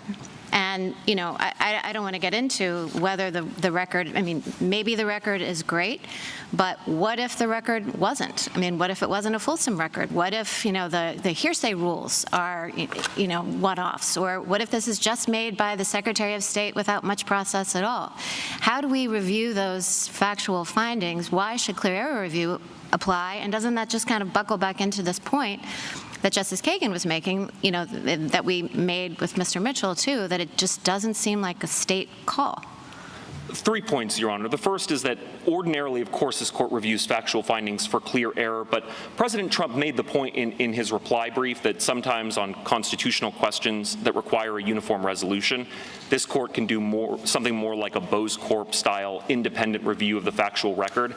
And we would have no objection to that, given that the record here, really the facts that are disputed here are incredibly narrow. The essence of our case is President Trump's own statements that he made in public view for all to see. But then that's saying that in this context, which is very high stakes, if we review the facts essentially de novo, you want us all to just watch the video of the ellipse and then make a decision without any deference to or guidance from lower court fact-finding? That's unusual. Well, ultimately, President Trump himself urges this court to decide the merits of his eligibility on the factual record here at page 2 of his brief. He's never at any point in this proceeding suggested there was something else that needed to be in the factual record, any other witnesses that he wanted to call to present his case. And again, the essence of our case is his own statements, and in particular, his own videotaped statements on the ellipse. Mr. Murray, just to circle back to, I'm sorry to interrupt, but I wanted to, before we left it, I wanted to circle back to where Justice Kagan was.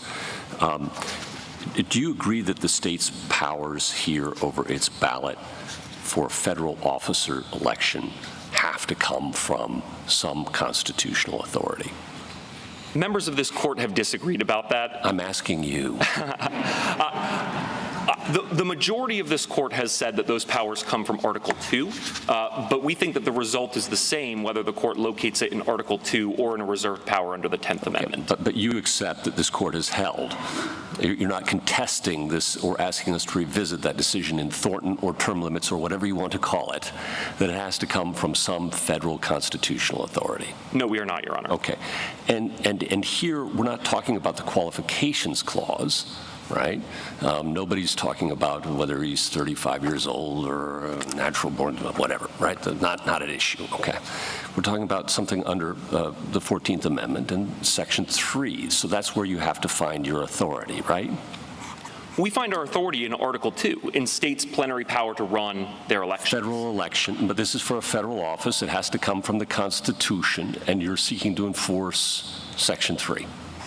We're suggesting that in their broad power to determine them, to select presidential electors in any manner they see fit, they can take account of Section 3 and apply Section 3. Could they do it without Section 3? Could they disqualify somebody for, on whatever basis they wanted outside of the qualifications clause? That would run into term limits, I would think so, right? So it has to come back to Section 3. And if that's true, how does that work, given that Section 3 speaks about holding office, not who may run for office? It was a point Mr. Mitchell was making earlier, and I just wanted to give you a chance to respond to it, because it seems to me that you're asking to enforce in an election context a provision of the Constitution that speaks to holding office. So it's different than the qualifications clause, which is all about who can run and then serve. Yeah.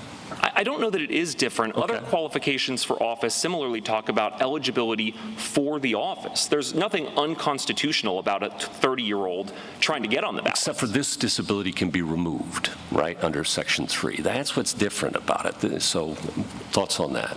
Well, the fact that there's an extraordinary provision for removing the disability does not negate the fact that the disability exists today, and it's existed since January 6, 2021, when President Trump engaged in insurrection against the Constitution. So were his actions after that date, before he left office, ultra vires?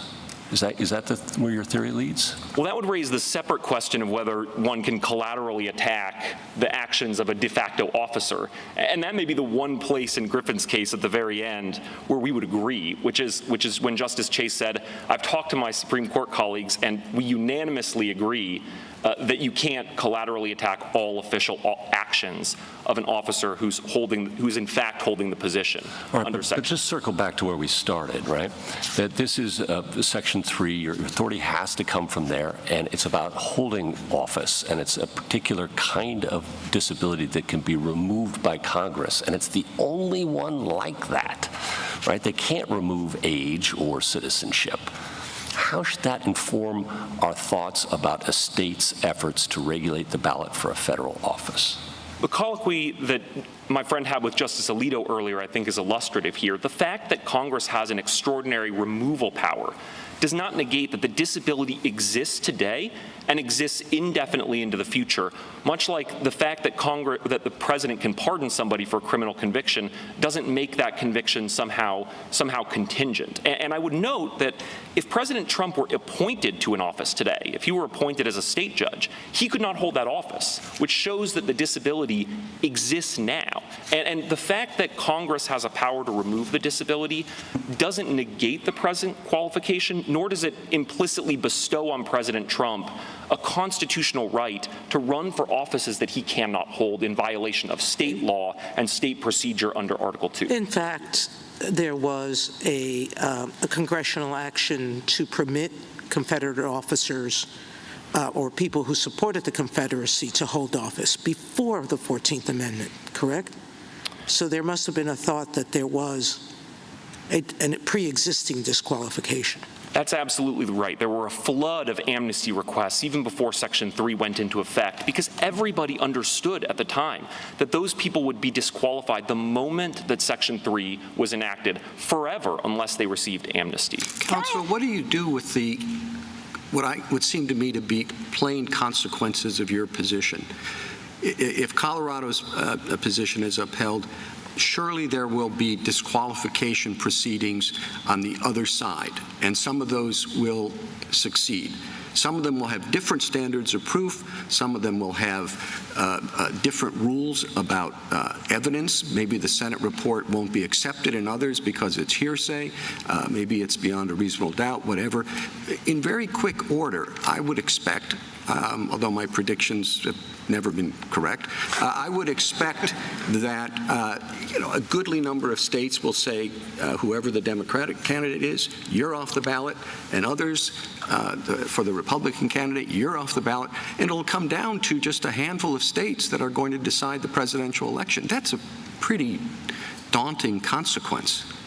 Well, certainly, Your Honor, the fact that there are potential frivolous applications of a constitutional provision isn't a reason. Well, no, hold on. I mean, you might think they're frivolous, but probably the people who are bringing them may not think they're frivolous. Insurrection is a broad term, and if there's some debate about it, I suppose that will go into the decision, and then eventually what we would be deciding whether there was an insurrection when one president did something as opposed to when somebody else did something else. And what do? Do we wait until near the time of counting the ballots and sort of go through which states are valid and which states aren't? There's a reason Section 3 has been dormant for 150 years, and it's because we haven't seen anything like January 6th since Reconstruction.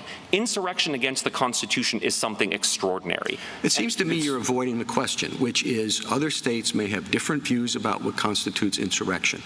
And now you're saying, well, it's all right because somebody, presumably us, are going to decide, well, they said they thought that was an insurrection, but they were wrong. And maybe they thought it was right. And we'd have to develop rules for what constitutes an insurrection. Yes, Your Honor, just like this court interprets other constitutional provisions, this court can make clear that an insurrection against the Constitution is something extraordinary. And in particular, it really requires a concerted group effort to resist through violence, not some ordinary application of state or federal law, but the functions mandated by the Constitution. On your point that it's been dormant for 155 years, I think the other side would say the reason for that is Chief Justice Chase's opinion in 1869 in Griffin's case, to start, which says that Congress has the authority here, not the states. That's followed up by the Enforcement Act of 1870, in which Congress acts upon that understanding, which is followed, and there's no history contrary in that period, as Justice Thomas pointed out. There's no history contrary in all the years leading up to this of states exercising such authority. I think the reason it's been dormant is because there's been a settled understanding that Chief Justice Chase, even if not right in every detail, was essentially right, and the branches of the government have acted under that settled understanding for 155 years, and Congress can change that. And Congress does have Section 2383, of course, the Insurrection Act criminal statute, but Congress could change it, but they have not in the 155 years in relevant respects for what you want here today, at least. No, Justice Kavanaugh. The reason why it's been dormant is because by 1876, essentially all former Confederates had received amnesty, and we haven't seen anything like an insurrection since then. I'd like to address your point. Well, Can I go to that point? After the Justice Alito? I don't know how much we can infer from the fact that we haven't seen anything like this before, and therefore conclude that we're not going to see something in the future. From the time of the impeachment of President Johnson until the impeachment of President Clinton, more than 100 years later, there were no impeachments of presidents. And in fairly short order, over the last couple of decades, we've had 3. So I don't know how much you can infer from that. Certainly, but if this court affirms, this court can write an opinion that emphasizes how extraordinary insurrection against the Constitution is and how rare that is, because it requires an assault not just on the application of law, but on constitutionally mandated functions themselves, like we saw on January 6th, a coordinated attempt to disrupt a function mandated by the 12th Amendment and essential to constitutional transfer. Well, let me ask you a question about whether the power that you've described as plenary really is plenary. Suppose that the outcome of an election for president comes down to the vote of a single state, how the electors of the vote of a single state are going to vote. And suppose that candidate A gets a majority of the votes in that state, but the legislature really doesn't like candidate A, thinks candidate A is an insurrectionist, so the legislature then passes a law ordering its electors to vote for the other candidate. Do you think the state has that power? I think there may be principles that come into play in terms of after the people have voted that the state can't change the rules midstream. I'm not sure because I'm not aware of this court addressing it. And certainly, as well, let's change it so that it's not after the election. It's 3 days before the election, based on the fact that the polls in that state look bad. Can they do it? I think they probably could under this court's decision in Chafalo, where this court emphasized that for much of American history, state legislatures picked their own electors and assigned their own electors themselves. But of course, that would be much more extraordinary than what we have here, which is simple application of normal state ballot access principles to say that we're only going to put on the ballot an individual who is qualified to assume the office. Could I ask you again the question that Justice Gorsuch asked, and to which you responded by citing the de facto officer doctrine? But suppose we look at that going forward rather than judging the validity of an act committed between the time when a president allegedly engages in an insurrection and the time when the president leaves office. During that interim period, would it be lawful for military commanders and other officers to disobey orders of the president in question? I'm not sure that anything gives military officers the authority to adjudicate effectively the legality of the presidency. Why not? Because you say he's disqualified from the moment it happens. Now, I understand the de facto officer doctrine might be used to prohibit people from seeking judicial remedies for decisions that take place after the date he was disqualified. But if he is in fact disqualified from that moment, why would anybody have to obey a direction from him? Well, ultimately, there still has to be some kind of procedure in place to adjudicate the disqualification. Certainly, Congress could impeach a sitting president, but that's the only remedy I'm aware of that exists for removal or otherwise negating the authority of a sitting president. Why? Well, on what theory? Because the Section 3 speaks about disqualification from holding office. You say he is disqualified from holding office from the moment it happens.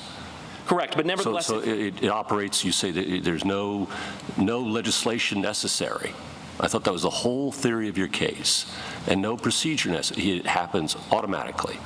Well, certainly you need a procedure in order to have any remedy to enforce the disqualification, which is that's a whole separate question. That's the de facto doctrine. It doesn't work here. Okay, put that aside. He's disqualified from the moment, self-executing, done. And I would think that a person who would receive a direction from that person, the president, former president, in your view, would be free to act as he or she wishes without regard to that individual. I don't think so, because I think, again, the de facto officer doctrine would nevertheless come into play to say this is... No, de facto, that doesn't work, Mr. Murray, because de facto officer is to ratify the conduct that's done afterwards and insulate it from judicial review.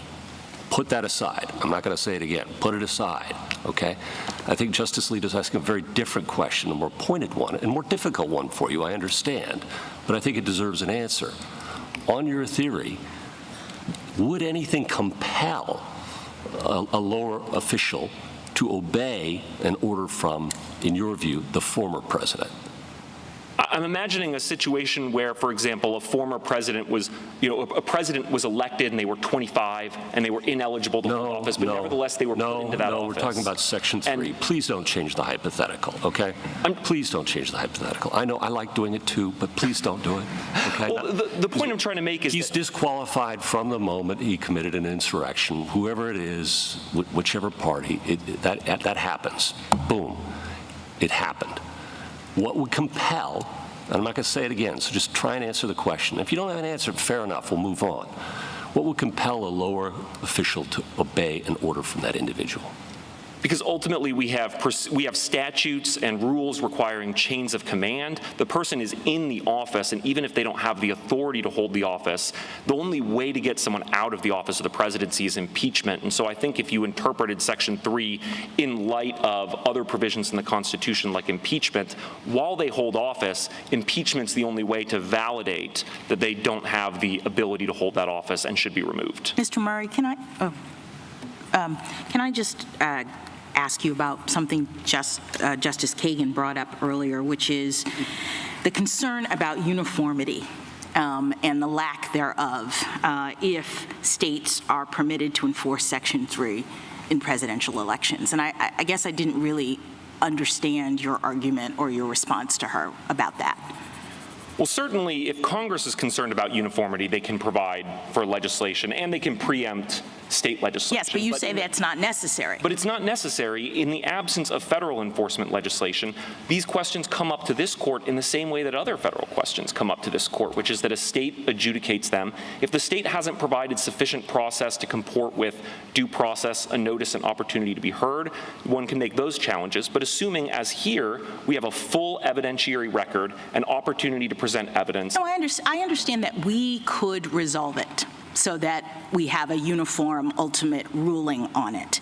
I guess my question is why the framers would have designed a system that could result in interim disuniformity in this way, where we have elections pending and different states suddenly saying you're eligible, you're not, on the basis of this kind of thing.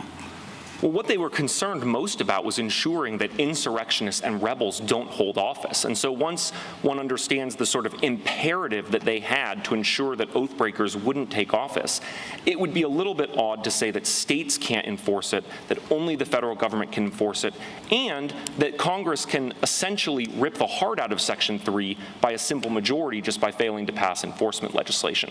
Federalism creates redundancy. And here, the fact that states have the ability to enforce it as well, absent federal preemption, provides an additional layer of safeguards around what really Section 3... Yeah, and I'll ask you about the history when I get a chance again.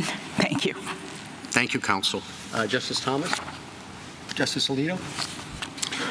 Suppose there's a country that proclaims again and again and again that the United States is its biggest enemy, and suppose that the President of the United States, for diplomatic reasons, think that it's in the best interests of the United States to provide funds or release funds so that they can be used by that country. Could a state determine that that person has given aid and comfort to the enemy and therefore keep that person off the ballot? No, Your Honor. This court has never interpreted the aid and comfort language, which also is present in the treason clause. But commentators have suggested, it's been rarely applied because treason prosecutions are so rare, but commentators have suggested that, first of all, that aid and comfort really only applies in the context of a declared war, or at least an adversarial relationship where there is, in fact, a war between two countries. And second, the intent standard would do a lot of work there, because under Section 3, whatever the underlying conduct is, engaging in insurrection or aid and comfort has to be done with the intent to further the unlawful purpose of the insurrection or to aid the enemies in their pursuit of war against the United States. Now, let me come back to the question of what we would do if different states had adjudicated the question of whether former President Trump is an insurrectionist using a different record, different rulings on the admissibility of evidence, perhaps different standards of proof. Then what would we do? Ultimately, this court would, first of all, if there were deficiencies in the record, the court could either refuse to hear the case or it could decide on the basis of deficiencies of the record. Well, would we have to decide what is the appropriate rule of evidence that should be applied in this case? Would we have to decide what is the appropriate standard of proof? Would we give any deference to these findings by state court judges, some of whom may be elected? Would we have to have our own trial? No, Your Honor. This court takes the evidentiary record as it's given, and here we have an evidentiary record that all the parties agree is sufficient for a decision in this case. And then, as I discussed earlier, there's a possibility of a Bose Corp independent review of the facts. But ultimately, what we have here is an insurrection that was incited in plain sight. But you're really not answering my question. It's not helpful if you don't do that. Suppose we have two different records, two different bodies of evidence, two different rulings on questions of admissibility, two different standards of proof, two different sets of fact findings by two different judges, or maybe multiple judges in multiple states. Then what do we do? Well, first, this court would set the legal standard, and then it would decide which view of the record was correct, I think, under that. Which view of what record? Which record? If this court had two cases before it, and both of the records were sufficient insofar as both sides had the opportunity to present their case and the essential facts in the record that everyone agreed was sufficient for decision, then this court would have to look at the evidence presented and decide which holding was correct, and then decide that issue for the country. And certainly here, when there is a complete record, lower courts then will be applying that decision, and I think it's unlikely that any court would say, we're going to reach a different decision than the U.S. Supreme Court did, particularly if the court relies on the facts, the indisputable facts of what President Trump said on video and in his Twitter feed, which is really the essence of our case here. Well, you had an expert. Let's just take that example. Had an expert testify about the meaning of what President Trump said. But do you think it's possible that a different state court would apply Daubert differently and say that this person should not be allowed to express an expert opinion on that question? Do you think that's beyond the realm of imagination? Not at all, Your Honor.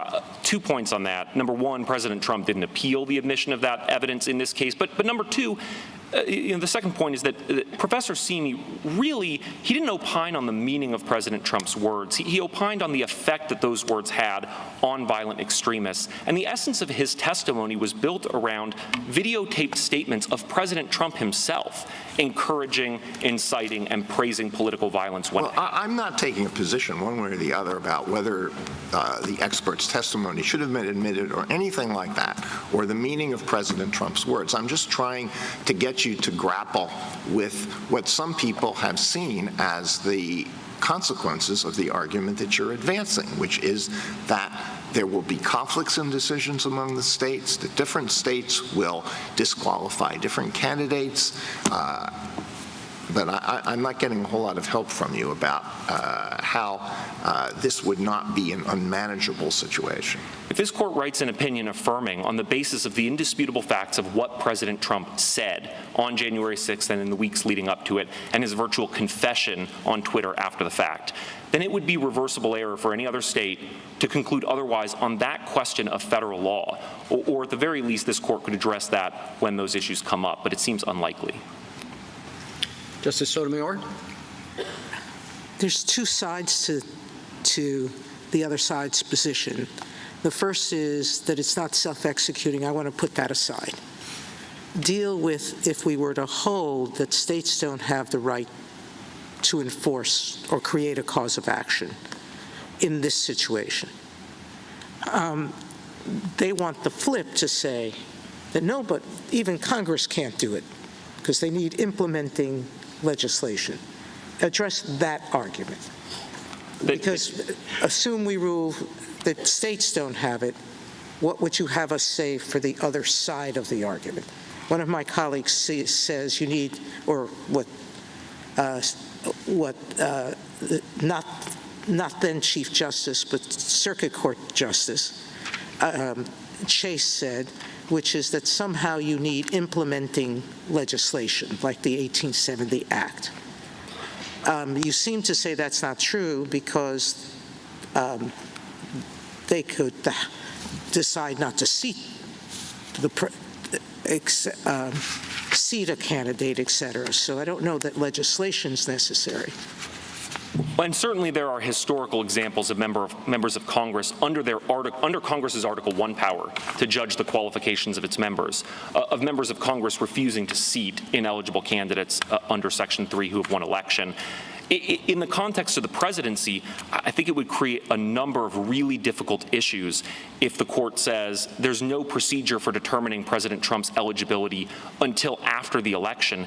And then what happens when members of Congress on January 6th, when they count the electoral votes, say we're not going to count electoral votes cast for President Trump because he's disqualified under Section 3 under the Electoral Count Reform Act. A number of the amicus briefs, such as those of Professor Ginsburg, Hassan, and Foley, have made the point that that is kind of a disenfranchisement and constitutional crisis in the making, and is all the more reason to address those issues now in a judicial process on a full evidentiary record so that everybody can have certainty on those issues before they go to the polls.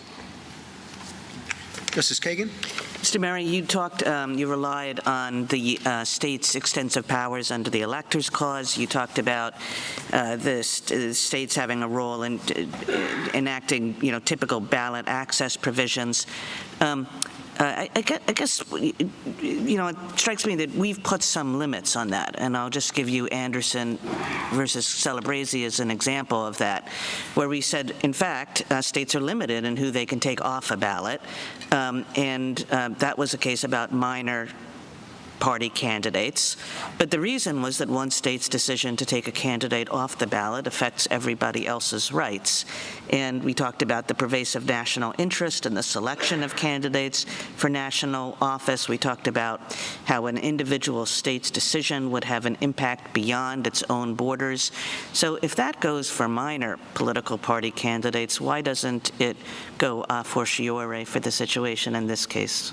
Well, certainly constitutional principles like Section 3 apply to everybody, but in Celebrezzi, the issue there was a First Amendment question. And certainly there's no doubt that states' exercise of their power under Article 2 is constrained by First Amendment principles. And in that case, the state law deadlines for when a minor party candidate got on the ballot just came too soon to be reactive to what major parties had done and therefore risk disenfranchising people who were disillusioned with who the major parties had picked. And it raised First Amendment problems. Here there's no real First Amendment problem, and a state is just trying to enforce an existing qualification that's baked into our constitutional fabric. Yeah, I guess, it did come up in the First Amendment, but there's a broader principle there, and it's a broader principle about who has power over certain things in our federal system. And within our federal system, states have great power over many different areas, but that there's some broader principle about that there are certain national questions where states are not the repository of authority. And I took a lot, First Amendment, not First Amendment, a lot of Anderson's reasoning is really about that. Like, what's a state doing deciding who gets to, who other citizens get to vote for president? Colorado is not deciding who other states get to vote for president. It's deciding how to assign its own electors under its Article 2 power. And the Constitution grants them that broad power. Well, but the effect of that is obvious, yes? No, Your Honor, because different states can have different procedures. Some states may allow insurrectionists to be on the ballot. They may say, we're not looking past the papers. We're not going to look into federal constitutional questions. It's the sort of, even in this election cycle, there are candidates who are on the ballot in some states, even though they're not natural-born citizens, and off the ballot in other states. And that's just a function of states' power to enforce, to preserve their own electors and avoid disenfranchisement of their own citizens. Thank you. Justice Gorsuch? I haven't had a chance to talk about the officer point, and I just want to give you an opportunity to do that. Mr. Mitchell makes the argument that, particularly in the commissions clause, for example, all officers are to be commissioned by the president. Seems to be all-encompassing, that language. And I'm curious your response to that. And along the way, if you would, I poked a little bit at the difference between office and officer in the earlier discussion, you may recall. But I think one point your friends on the other side would make is, well, that's just how the Constitution uses those terms. So, for example, we know that the President pro tem of the Senate and the Speaker of the House are officers of the United States because the Constitution says they are. But we also know that they don't hold an office under the United States because of the incompatibility clause that says they can't. So maybe the Constitution to us today, to a lay reader, might look a little odd in distinguishing between office and officer. Not prepositions, nouns, but distinction. But maybe that's exactly how it works. Thoughts? Well, I'd start with the idea that the meaning of officer in the 1780s was the same meaning that it has today, which is a person who holds an office. And certainly in particular contexts like the commissions clause, it appears that that's referring, that is referring to a narrower class of officers, because we know that there are... Except it says all. Well, we know that there are classes of officers, like the President pro tem, who don't get their commissions from the President. Well, that's because the Constitution elsewhere says that. We know that the Appointments Clause refers to a class of officers who get their appointment from the Constitution itself, rather than from presidential appointment. People who get their commissions from the President himself are not commissioned by the President. And so if you read the Appointments Clause in line with the Commissions Clause, then the Commissions Clause is really talking about the President's power. If one needs a commission, it's the President who grants it. But I think it's important to bring us back to Section 3 in particular, because that was 80 years... Before we get to that, though, just the distinction between office and officer. Do you agree that the Constitution does make that distinction, particularly with respect to the Speaker and President pro tem? The Constitution makes that distinction, but at least in Section 3, an officer of the United States is a person who swears an oath and holds an office. Now, the President pro tem and the Speaker of the House, they don't swear a constitutional oath in that capacity. They swear a constitutional oath if they are a senator or representative in Congress in that separate non-official capacity. But I think that You agree they are officers who don't hold an office? They're officers who may hold an office but don't swear an oath under Article 6 in that official capacity. Well, how can they hold an office under the incompatibility clause? It says they can't. Well, I think that's a fair point, and I think that may be an exception to the general rule, and one might consider them perhaps officers of the House and Senate because they are appointed by those bodies and preside over those bodies. Well, the Constitution says they're officers of the United States. So there are some instances when you have an officer but not an office. Those may be an exceptional circumstance, but I would... Thank you. You're welcome. Justice Kavanaugh?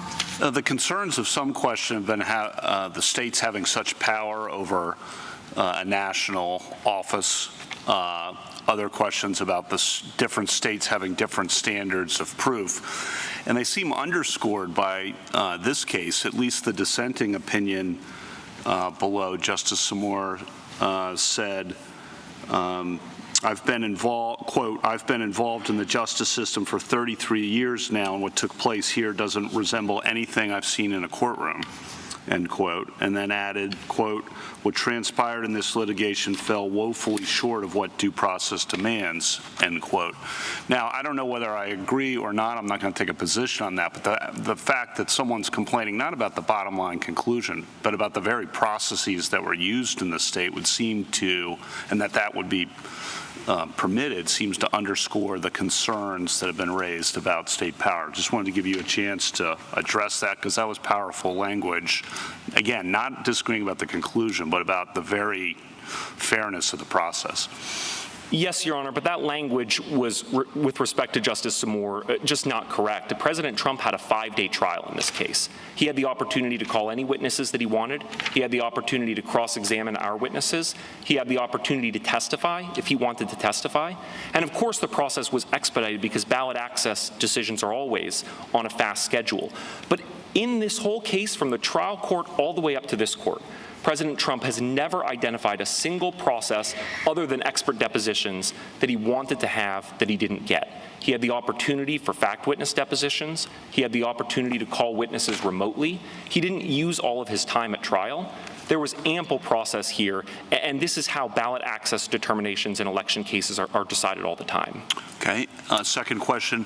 Some of the rhetoric of your position, I don't think it is your position, but some of the rhetoric of your position seems to suggest unless the states can do this, no one can prevent insurrectionists from holding federal office.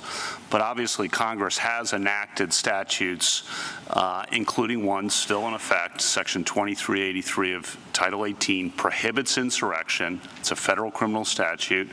And if you're convicted of that, you are, it says, shall be disqualified from holding any office. And so there is a federal statute on the books, but President Trump has not been charged with that. So what are we to make of that? Two things, Your Honor. Section 2383 was initially enacted about 6 years before Section 3. It wasn't meant as implementing legislation related to Section 3. And I would emphasize that by the time that Section 3 was ratified, most Confederates had already received criminal pardons. I guess the question's a little bit different, which is if the concern you have, which I understand, is that insurrectionists should not be able to hold federal office, there is a tool to ensure that that does not happen, namely federal prosecution of insurrectionists. And if convicted, Congress made clear you are automatically barred from holding a federal office. That tool exists, you agree, and could be used, but has not, could be used against someone who committed insurrection. You agree with that?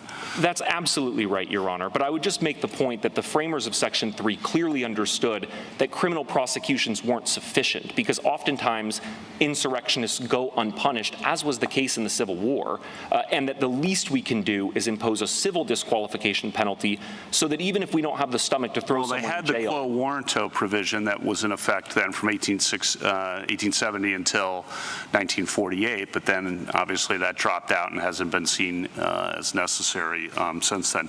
Last question. In trying to figure out what Section 3 means, and kind of to the extent it's elusive language or vague language, what about the idea that we should think about democracy, think about the right of the people to elect candidates of their choice, of letting the people decide, because your position has the effect of disenfranchising voters to a significant degree. And should that be something, does that come in when we think about should we read Section 3 this way or read it that way? What about the background principle, if you agree, of democracy? I'd like to make 3 points on that, Justice Kavanaugh. The first is that constitutional safeguards are for the purpose of safeguarding our democracy, not just for the next election cycle, but for generations to come. And second, Section 3 is designed to protect our democracy in that very way. The framers of Section 3 knew from painful experience that those who had violently broken their oaths to the Constitution couldn't be trusted to hold power again because they could dismantle our constitutional democracy from within. And so they created a democratic safety valve. President Trump can go ask Congress to give him amnesty by a 2/3 vote. But unless he does that, our Constitution protects us from insurrectionists. And third, this case illustrates the danger of refusing to apply Section 3 as written, because the reason we're here is that President Trump tried to disenfranchise 80 million Americans who voted against him, and the Constitution doesn't require that he be given another chance. Thank you. Justice Barrett? So the general rule is that absent rare circumstances, state courts and federal courts share authority. State courts have authority to enforce the Constitution, but there are certain limits to that, certain situations in which the Constitution itself preempts the state's ability to resolve constitutional questions. And, you know, Tarbell's case is one, and you said earlier that once a president is elected, you accepted that a state couldn't do anything about that. Like, you couldn't, Colorado couldn't enact its own, say, quo warranto provision and then use it to get the Secretary of State or the president or anyone else out of office. And I assume that's because of this principle of structural preemption. Am I right? Yes, Your Honor. Okay. So I just want to clarify what that means for your argument. That means that your eggs are really in the basket of the Electors Clause, really in the Article I basket, because you're saying that even though all of the questions that people have been asking have suggested that there's a problem with giving a single state the authority to render a decision that would have an effect on a national election, but you're saying that those structural concerns, which might otherwise lead to the kind of result that you would accept after someone is in office, are overcome by the Electors Clause. Absolutely. States run presidential elections. That's very clear from Article 2. Once states have selected the electors and the electors have voted, states have no more power over the candidate who has been then nominated for president. But until then, the states do have the power to adjudicate those issues. Thank you. Justice Jackson? So when I asked you earlier about the uniformity concern and the troubling potential disuniformity of having different states enforce Section 3 with respect to presidential elections, you seem to point to history in a certain way. You said, I think, that the framers actually envisioned states enforcing Section 3, at least in some circumstances where there were insurgents and Confederates. And I guess in my view of the history, I'm wondering really whether presidential elections were such a circumstance, that the framers actually envisioned states enforcing Section 3 with respect to presidential elections as opposed to senatorial elections, representatives, the sort of more local concerns. So can you speak to the argument that really Section 3 was about preventing the South from rising again in the context of these sort of local elections as opposed to focusing on the presidency? Well, 2 points on that, Justice Jackson. First is that, as I discussed earlier, there isn't the same history of states regulating ballot access at this time. So ballot access rules to restrict presidential candidates wouldn't have existed. They wouldn't have been raised one way or another. Right, but I'm not making a distinction between ballot access and anything else. Understood, but the more broad point I want to make is that what is very clear from the history is that the framers were concerned about charismatic rebels who might rise through the ranks up to and including the presidency of the United States. But then why didn't they put the word president in the very enumerated list in Section 3? The thing that really is troubling to me is I totally understand your argument, but they were listing people that were barred, and president is not there. And so I guess that just makes me worry that maybe they weren't focusing on the president. And, for example, the fact that electors of vice president and president are there suggests that really what they thought was, if we're worried about the charismatic person, we're going to bar insurrectionist electors, and therefore that person is never going to rise. This came up in the debates in Congress over Section 3, where Reverdy Johnson said, why haven't you included president and vice president in the language? And Senator Morrill responds, we have. Look at the language, any office under the United States. Yes, but doesn't that at least suggest ambiguity? And this sort of ties into Justice Kavanaugh's point. In other words, we had a person right there at the time saying what I'm saying. The language here doesn't seem to include president. Why is that? And so if there's an ambiguity, why would we construe it to, as Justice Kavanaugh pointed out, against democracy? Well, Reverdy Johnson came back and agreed with that reading. Any office is clear. The Constitution says about 20 times. No, I'm not going to that. So let me just say, so your point is that there's no ambiguity. with having a list and not having president in it, with having a history that suggests that they were really focused on local concerns in the South, with this conversation where the legislators actually discussed what looked like an ambiguity. You're saying there is no ambiguity in Section 3? Let me take the point specifically about electors and senators, if I might, because I think that's important. Presidential electors were not covered because they don't hold an office. They vote. And this No, I'm talking about the barred office part of this. Exactly. So the barred office is, if you want to include everybody, first you have to specify presidential electors because they're not offices, so they wouldn't fall under any office.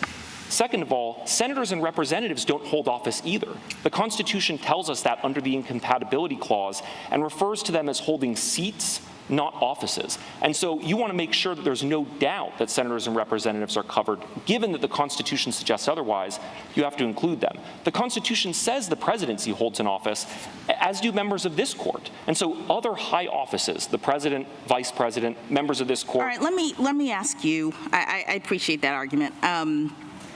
If we think that the states can't enforce this provision for whatever reason in this context, in the presidential context, what happens next in this case? I mean, is it done?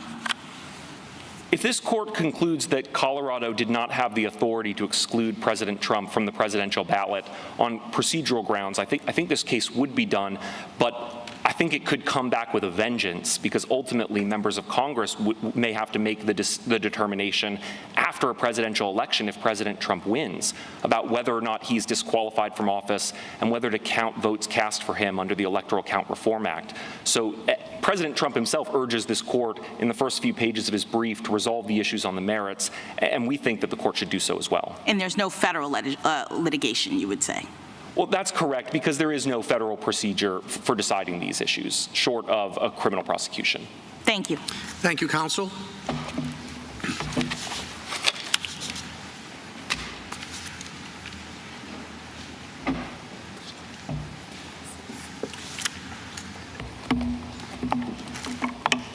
Ms. Stevenson? Mr. Chief Justice. Mr. Anderson. No, Stevenson. That's right. I'm sorry. Mr. Chief Justice, and may it please the court. Exercising its far-reaching powers under the Electors Clause, Colorado's legislature specifically directed Colorado's courts to resolve any challenges to the listing of any candidate on the presidential primary ballot before Coloradans cast their votes.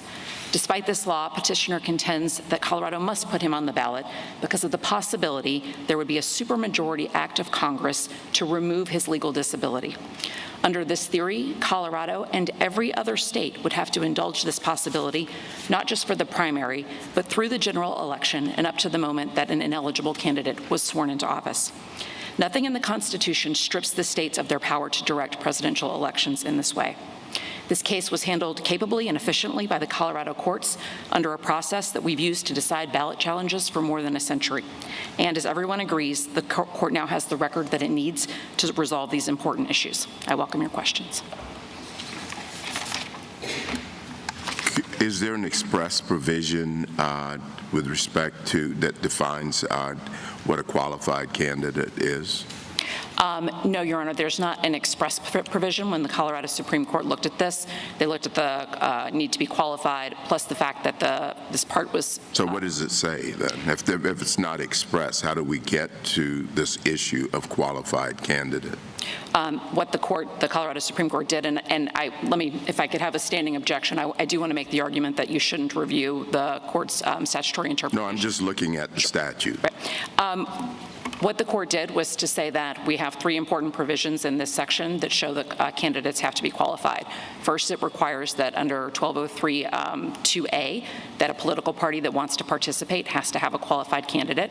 It also looked at the fact that the comparable write-in candidates also had to be qualified. No, but this isn't a write-in candidate, so we're actually talking about the participation of a political party, right? We're not talking about the participation of a candidate. Sure, I think that the fact that the write-in candidate also had to be qualified was confirmatory of the fact that the political party candidate also had to be qualified, and it would be otherwise incongruous to read those things differently. So how is Section 3 a qualification? Under the reasoning of the Colorado Supreme Court, no, just on its face. A candidate must meet all the criteria for eligibility, and I don't perceive any distinction between meeting the eligibility criteria and not being disqualified. I just don't see any meaningful difference between those two things. Thank you. You represent the Secretary of State, right? That's correct, Your Honor. If you're the Secretary of State somewhere and someone comes in and says, I think this candidate should be disqualified, what do you do next? Administratively, and what the Deputy Elections Director testified to at the hearing, is that if they obtain objective knowable information, the Secretary can act on that and inform the candidate. So the Secretary at first decides whether that's objective knowable information? In some instances. In this case, the challenge was actually brought before the candidate's paperwork had even been submitted, and because there had already been a challenge asserted and put into the proper court procedure, the Secretary didn't even make that determination because she didn't have the paperwork. Well, what in another case where that wasn't the procedure that was filed, somebody comes in, maybe they've got a stack of papers saying, here's why I think this person is guilty of insurrection. It's not a big insurrection, something that, happened down the street, but they say this is still an insurrection. I don't know what the standard is for when it arises to that. I think anything that even presented that level of controversy about one person having a set of facts that they said prove this would send this case to the 113 procedure that we use to resolve ballot challenge issues like that. And if another elector or the individual who brought the information didn't want to bring it, the Secretary herself could bring that action. Is there a provision for judicial review of the Secretary of State's action, both in Colorado and perhaps what you know about other states? Well, certainly in Colorado, if any action that the Secretary takes that anyone wants to challenge, they can use the 113 process to do so. I think states have varying degrees of that. There's certainly other states that allow versions of that, and then I don't know whether there are others that don't. I certainly know that there are some that do. I think we're told that there are states that do not provide for any judicial review of a Secretary of State's determination. Is that incorrect? No, I think that's right. And I think there are some states that actually have no mechanism to come to, I think, Justice Kagan's point, or there are some states that don't have any mechanism to exclude a disqualified candidate from the ballot at all. And I do want to speak to that for just a minute about the actual Would that be constitutional if the Secretary of State's determination was final? I think so. Under Article 2, the Electors Clause, Your Honor, that would be constitutional. States get very broad authority to determine how to run their presidential elections. Could a state enact a statute that provides different rules of evidence and different rules of procedure and different standards of proof for this type of proceeding than for other civil proceedings? Yes, Your Honor, I believe it could, under the same Electors Clause power. That issue would be determined under perhaps a different constitutional provision like the Due Process Clause, correct? Correct. The bounds of the Electors Clause are other constitutional constraints, which would include due process, equal protection, First Amendment. What's the due process right? Does the candidate have a due process right? What's the liberty interest? I think it's not very precisely defined in the case law, but I think there is a recognition that there is a liberty interest of a candidate, and there is some due process interest in being able to access the ballot. I thought that was for voters. You think for the candidate too, that it would be taking something away from the candidate? Certainly, yes, and I think a lot of times you see that in the First Amendment context where candidates can have an issue about being on the ballot, but it's sort of a hybrid, oftentimes First Amendment, 14th Amendment, qualifications clause, all discussed together. Let me ask you a question about, just follow up to Justice Alito. These decisions might be made different ways in different states. Maybe a Secretary of State makes it in one state with very little process, or a process more like Colorado's could be followed by others. Would our standard of review of the record vary depending on the procedure employed by the state? I think this court has tremendous discretion to decide its standard of review, and it might be based on the process that was employed by an individual state. I think you could exercise the independent review of Boas Corp that Mr. Murray talked about, or you could give deference where you have a full-blown proceeding like the one here that had all the protections of rules of evidence and cross-examination and things like that. I'm sorry. You think we should give deference in reviewing the factual record, the legal conclusions? What, in other words, we shouldn't undertake a de novo review? I don't think the review should be de novo. However, I am amenable to the suggestion that the court would do the Bose Corp type independent review that might provide greater certainty to states around the country as to what the court's position is on the factual record in this case. Of course, if it were not de novo review, we could reach disparate results even on the same record, right? I think that's possible. I take it your position is that this disqualification is really the same as any other disqualification, age or residence or what have you. That's correct. And what if I were to push back on that and say, well, this disqualification, number one, it's in the 14th Amendment, and the point of the 14th Amendment was to take away certain powers from the states.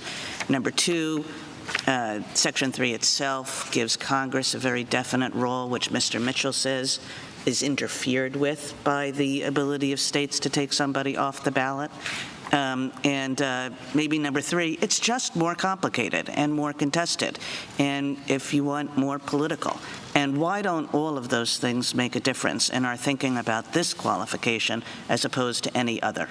And so, Your Honor, I think the trouble with the categorizing the insurrection issue as necessarily more difficult is it's just an assumption that's coming up, I think, because of this case. And again, back to the Chief Justice's point, we could have a very easy case under the 14th Amendment with an avowed insurrectionist who, came in and wrote on his paperwork, I engaged in an insurrection in violation of the 14th Amendment, and it would be an open and shut case as to whether or not that person would meet the qualifications to be on the Colorado ballot. With respect to your other questions about the 14th Amendment, my positions are based on the assumption that under the 14th Amendment, the states have the power to enforce Section 3, just like they do other presidential qualifications, and I would defer to the electors' arguments on those points. Suppose a state that does recognize non-mutual collateral estoppel makes a determination using whatever procedures it decides to adopt that a particular candidate is an insurrectionist. Could that have a cascading effect? And so the decision by a court in one state, the decision by a single judge whose factual findings are given deference, maybe an elected trial judge, would have potentially an enormous effect on the candidates who run for president across the country. Is that something we should be concerned about? I think you should be concerned about it, Your Honor, but I think the concern is not as high as maybe it's made out to be in particularly some of the amicus briefs. And again, under Article 2, there is a huge amount of disparity in candidates that end up on the ballot in different states in every election. Just this election, there's a candidate who Colorado excluded from the primary ballot who is on the ballot in other states, even though he is not a natural-born citizen. And that's just that's a feature of our process. It's not a bug. And then I think with respect to the decision-making, and we're here so that this court can give us nationwide guidance on some of the legal principles that are involved. I think that reduces the potential amount of disparity that would arise between the states. And then with respect to the factual record and how that gets issued and implemented, states have processes for this. And I think we need to let that play out and accept that there may be some messiness of federalism here because that's what the Electors Clause assumes will happen. And if different states apply their principles of collateral estoppel and come to different results, that's okay. And Congress can act at any time if it thinks that it's truly federalism run amok. Justice Thomas, anything further? Justice Alito? Well, just one further question, and it's along the same lines of a lot of other questions. We've been told that if what Colorado did here is sustained, other states are going to retaliate, and they're going to potentially exclude another candidate from the ballot. What about that situation? Your Honor, I think we have to have faith in our system that people will follow their election processes appropriately, that they will take realistic views of what insurrection is under the 14th Amendment. Courts will review those decisions. This court may review some of them, but I don't think that this court should take those threats too seriously in its resolution of this case. You don't think that's a serious threat? I think we have processes. We should proceed on the assumption that it's not a serious threat. I think we have institutions in place to handle those types of allegations. What are those institutions? Our states, their own electoral rules, the administrators who enforce those rules, the courts that will review those decisions, and up to this court to ultimately review that decision. Justice Sotomayor? Justice Kagan? Justice Kavanaugh? Justice Jackson? Anything further? Thank you, counsel. Thank you. Rebuttal, Mr. Mitchell?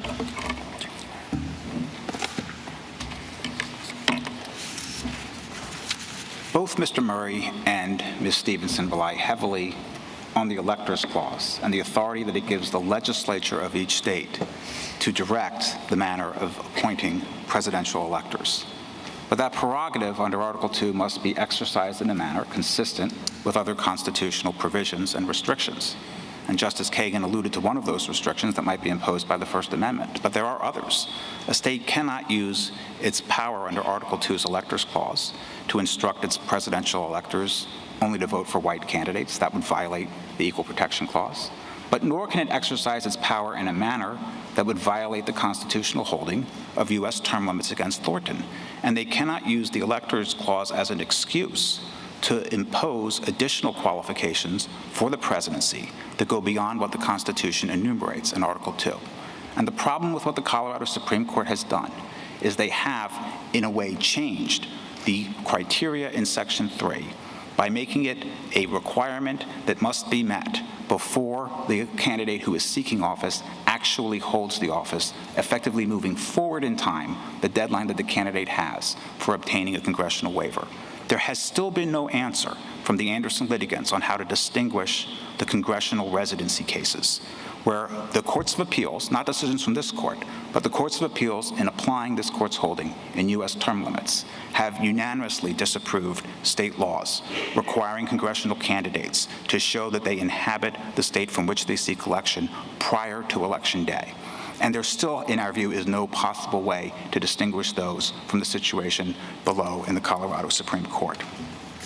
Mr. Murray also invoked the de facto officer doctrine as a possible way to mitigate the dramatic consequences that would follow from a decision of this court that rejects the rationale of Griffin's case and that also agrees with Mr. Murray's contentions that President Trump is disqualified from holding office on account of the events of January 6th and that he's covered by Section 3 as an officer of the United States.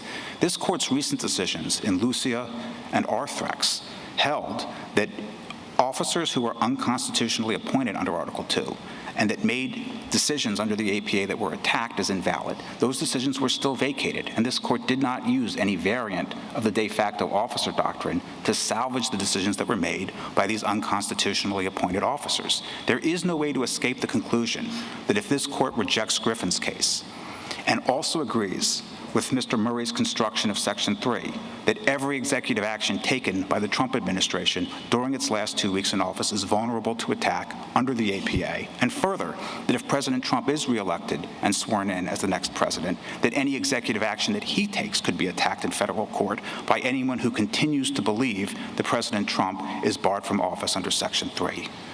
I'm happy to answer any other questions that the court may have. Thank you, counsel. Thank you. The case is submitted. The Honorable Court is now adjourned until Friday, the 16th of February at 10 o'clock. More than 2 hours of oral arguments at the United States Supreme Court. History will record it as Case 20719, Donald Trump versus Norma Anderson. Norma Anderson, a Colorado resident, a Republican, who asked the Secretary of State to see whether or not former President Trump should be excluded from that state ballot, having committed, from her point of view, insurrectionist acts on January 6, 2021. The arguments before the Supreme Court were vigorous. Many different parts of the Constitution were examined. I want to bring in former President Trump attorney Tim Parlatore. He spent over a year working on former President Trump's several legal challenges. Most of his work was on the investigatory side, dealing with the classified documents case and the January 6 case with Jack Smith, the special prosecutor. Tim, your overall assessment of what we heard today at the Supreme Court?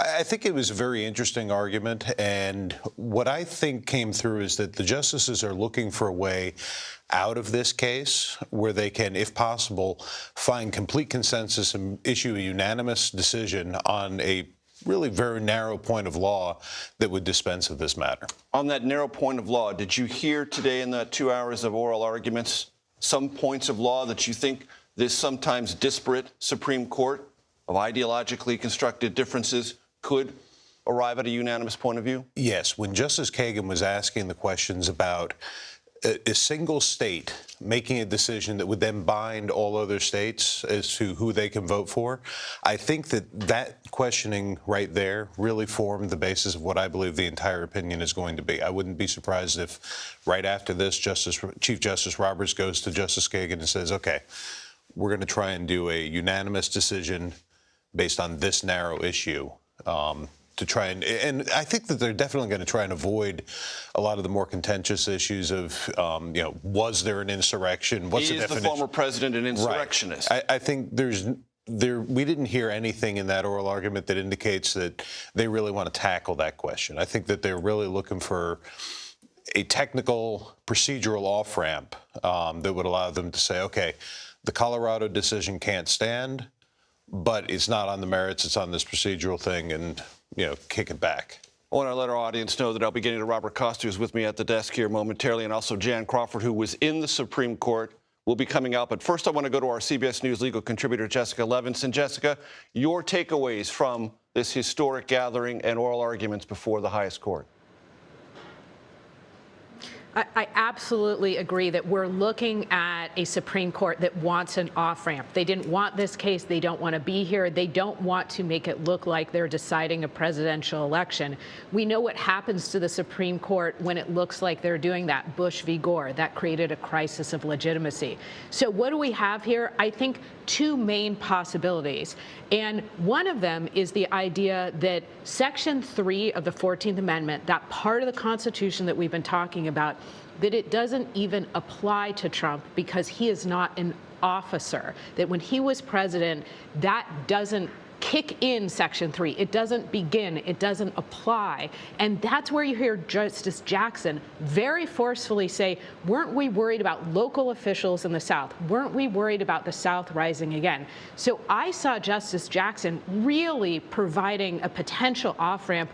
And again, I do think the court wants to speak with one voice on this important issue. Another question that we spent a lot of time on is this self-executing, which is just lawyers speak for, does Congress have to act first? And that feeds into these questions of, can a state, in this case Colorado, go it alone? Can a state decide this national issue? As Tim was saying, lots of concerns during the oral arguments about, do we allow a single state to make a big decision for the entire country? If the court were to say, you know what, Congress has to act first, this isn't self-executing, we need a statute first, that also solves that problem. So I think those are the two big off-ramps. Of course, we can talk more in detail. Jessica, I want to ask you about the presentation of Jason Murray, who was making his first argument before the Supreme Court, and sometimes it got a little hot with some of the justices and their questions, but he came back again and again to the point that under Article 2, states have the ability, constitutionally ascribed, time, manner, and place to run their elections and to decide eligibility. And under that, in addition to the 14th Amendment, Section 3, it was applying its rights under Article 2 and what the 14th Amendment said to reach this conclusion. How did that go over with the court? My sense is not well. It is the best argument that he could have made, and I think he made it well. The problems, of course, are that I think what we heard the justices latch onto is that there is something different about Section 3 and this disqualification clause than other qualifications for the presidency. And this is where Trump's attorneys, Mitchell, made a great point of saying it's not like age, it's not like citizenship, because this is the type of qualification or disqualification where Congress can vote later. Section 3 talks about it. Congress can vote later and say, we're removing, quote, the disability, meaning by a 2/3 vote, Congress can say, you know what, this person who would have been disqualified, they're not. And so what Mitchell had to respond to is then, why aren't states jumping the gun? Because what we're talking about here is running for office. And what I think Murray had a hard time responding to was, why aren't states acting too quickly? Why is it that we don't have to wait to see if Congress will, in fact, quote, remove this disability? You saw a lot of up and back about timing, about whether or not this part of the Constitution is similar to other qualifications for the presidency. And again, I think that's where he just was not convincing the justices that this insurrection clause is just like an age requirement or a residency requirement or a citizenship requirement. Jessica Levinson, thank you so much. I want to turn now to our CBS News chief legal correspondent, Jan Crawford. She was inside the courtroom. She is one of the most astute observers, not only of the facts and law, but the conversation, the atmospherics inside the court. Jan, your thoughts as you are emerging from this more than 2-hour historic set of arguments. Major, it was historic. It was extraordinary. And throughout these 2 hours, I think the conclusion is not whether or not they are going to rule for President Trump and reverse that Colorado Supreme Court decision, but how. And I agree with what I heard Jessica and, of course, Tim saying. They seem to be focusing on two major ways of deciding this opinion. And what's so fascinating about being inside the courtroom is that you can see those 9 justices sitting there on the bench interacting almost with one another through the lawyers as they work through these various possible ways they could decide this case. The bottom line, I think, like I said, President Trump is going to win this case today. But there are legal reasons, strong legal reasons why he has in his favor and why the Colorado Supreme Court, by a vote of 4-3, the only court so far to have ever held that a state could kick a presidential candidate off the ballot for, quote, insurrection. Agree with Jessica. Justice Ketanji Brown Jackson was very interested in focusing on the words and the text and the history of the 14th Amendment, saying it's just not in there. They look at this list. The 14th Amendment provides specific examples of how states can disqualify senators, representatives, electors. It doesn't say president. It doesn't say vice president.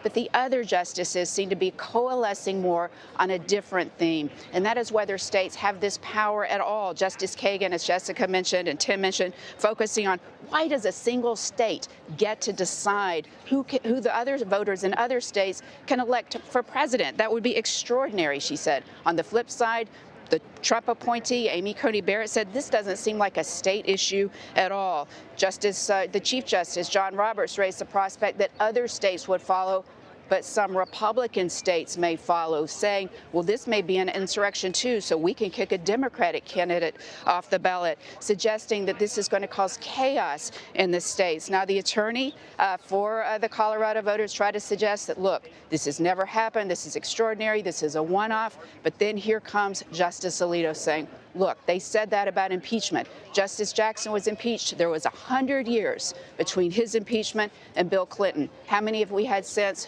3. Suggesting if the court rules this today, the same thing's going to happen with this provision, this obscure provision of the 14th Amendment. It's a Pandora's box. I think the justices were very conscious of what this ruling may mean, not only for policy, but again, looking at the law and looking at the words. And Jan, I want to ask you, as the questions were coming, did you get any sense being inside the courtroom that the justices were surprising themselves, or did you get a sense that the justices had these areas in which they were curious and were, through their curiosity, reinforcing one another?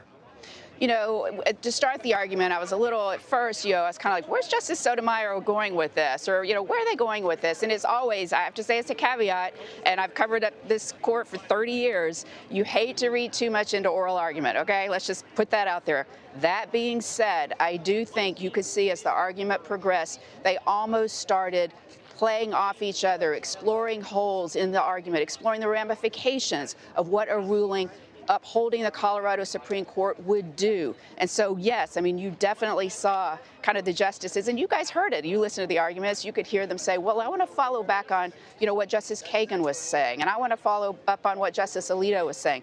These aren't Republican appointees and liberal appointees reinforcing each other. This was across ideological lines. And I think that is why this is a moment that the court could really show it is above politics. And that's what we saw in court today. You saw 9 justices, very smart people, appointed by Republican and Democratic presidents, different views on the law, trying to find out what these words of this obscure constitutional provision that has never been used before to kick a president off a ballot, what that means. And so I think that's what you're going to see.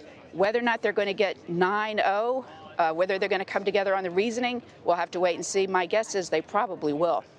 And Jan, Tim made the observation that he thought it would be the Chief Justice's desire on this matter, with a court so focused on, in this question and its ramifications, not only for how states conduct the elections, but the larger 2024 presidential election, to have as close to, if not a unanimous decision as possible. Is that your sense as well? Oh, there's no question. I mean, Tim is absolutely right about that. And there's just no question. Of course, the Chief Justice, on a matter this highly charged, a presidential election, with a candidate as incendiary as Donald Trump, of course the court would want to speak with one voice, 9-0, liberals and conservatives coming together to say this is what the 14th Amendment means. Section 3 doesn't kick in here at all. States don't have this power, or as Justice Jackson said, perhaps it doesn't apply to presidents. So, of course, he would prefer that. I think he would want to write this decision as the Chief Justice, and I think they would do it pretty quickly. I mean, if you look back, I covered Bush versus Gore. That was suboptimal, to say the least. That was not a good moment for the Supreme Court. 5-4 decision. No one put their name on it. The conservatives voted 5 to hand the presidency over to George Bush. The liberals would have, sided with Al Gore. Not a great moment. The court's public opinion really took a dip after that. This is a different moment. This is an opportunity for this Supreme Court to come up and say unanimously, which is why I think, of course, they would like to do this, the Chief would like to do this, that the 14th Amendment, Section 3 here, does not allow a state to kick Donald Trump off the ballot, or to allow the state of Texas to kick Joe Biden off the ballot. I think that's what they're hoping to get. Jan Crawford outside the Supreme Court, thank you so much. Moments ago, former President Trump spoke to reporters at an event at his Florida residence. This just after the Supreme Court arguments were over. We can hear whether former President Trump can be declared ineligible from Colorado's primary ballot. Let's listen to the former president. It was a beautiful thing to watch in many respects. It's unfortunate that we have to go through a thing like that. I consider it to be more election interference by the Democrats. That's what they're doing. The good news is we're leading virtually every poll. We're leading I don't even know if we have anymore. I'm not sure that we even have a Republican candidate, somebody running, but not making any impact. So as you know, we won Iowa, we won New Hampshire in records, and each one a record. We think we're going to do very well. I'm heading out right now to Nevada for the caucus and the caucuses, and I think we're going to do very well there. All polls indicate we're in the 90s, maybe more than the 90s. We certainly did well in a primary that didn't matter, where they voted very nicely. And we have tremendous support from the people of our country. They hate what's happening at the border. They hate what's happening just generally. We're not a respected country anymore. We're laughed at all over the world. They're laughing at us. And they hate what's happening. They hate seeing it. They love our country. They want it to come back. And we're going to do that. If you think about it. As former President Trump outside his Mar-a-Lago residence, Robert Costa, our chief elections and campaign correspondent. Robert, not only what the president said, kind of typical, what we would imagine he would say, but your reactions to what happened at the Supreme Court today as well. What you saw from former President Trump right there was effectively a shrug. He's looking at what's happening at the Supreme Court and not believing it's going to have any effect on his run for the Republican presidential nomination. He didn't even name his own opponent, who's still in the race, former Trump ambassador Nikki Haley. And in a sense, this isn't going to have an immediate effect on the Republican race, based on our reporting at CBS News, our own conversations with voters. They're not paying close attention to every single iteration of a Trump legal challenge. In fact, many of these challenges stoke their own grievances about how they feel about former President Trump. We've seen that in state after state. And he and his campaign advisors believe he will be able to wrap up the Republican nomination. It strikes me, though, Robert, that there was a chance for the president to talk more broadly to the country, because when you and I were in Iowa and New Hampshire, I encountered Democrats who were uncomfortable, who were queasy about this idea of states taking his name off the ballot. They themselves felt it was a place that, you know, I don't want to see former President Trump reelected. I don't care if the Republicans nominate him, but I'm not comfortable with this. That could have been a moment for the president to speak more broadly about something that I think outside of most loyal Republican Trump voters, even some Democrats are uncomfortable with. And he's made similar points to that publicly before. The challenge for the Trump campaign, based on some of my conversations with his allies, is that they'd rather be talking about issues like the border and the economy, foreign policy, not about January 6th. Because January 6th, even if it stokes some of the grievances of his supporters, the core and the base of the GOP, it's not the favorite issue of those kind of swing voters in suburban areas around different battlegrounds. But January 6th, because of these cases, not just what's before the Supreme Court today, but the looming trial, possibly led by Special Counsel Jack Smith, slated to come later this year, will bring these issues front and center once again. We had that in 2022. With the January 6th committee hearings. Now they're revived again. Questions about his conduct, his decisions in and around the January 6th certification of the presidential election. So for the Biden campaign, this is something they believe will remind voters who might be on the fence about President Biden about what they are defining as an extremist movement in this country that was part of what happened on January 6th. So the dividing lines politically are becoming very sharp and very rough. These are rough political waters, even as the legal battles unfold in their own way constitutionally and elsewhere. Robert Costa mentions rough political waters. I want to bring in CBS News election law contributor David Becker, who is outside the Supreme Court alongside our Jan Crawford. It's been said here, David, that the Supreme Court knows that these are turbulent political waters, wants to navigate them as best it can in concert with the law and the textual understanding of the Constitution. Your impressions of today's arguments? Yeah, it's very clear that's exactly right. All 9 justices were incredibly engaged in this discussion, all asked questions of all of the lawyers involved. And it seemed like they were all meandering around the same general path to possible final resolution here.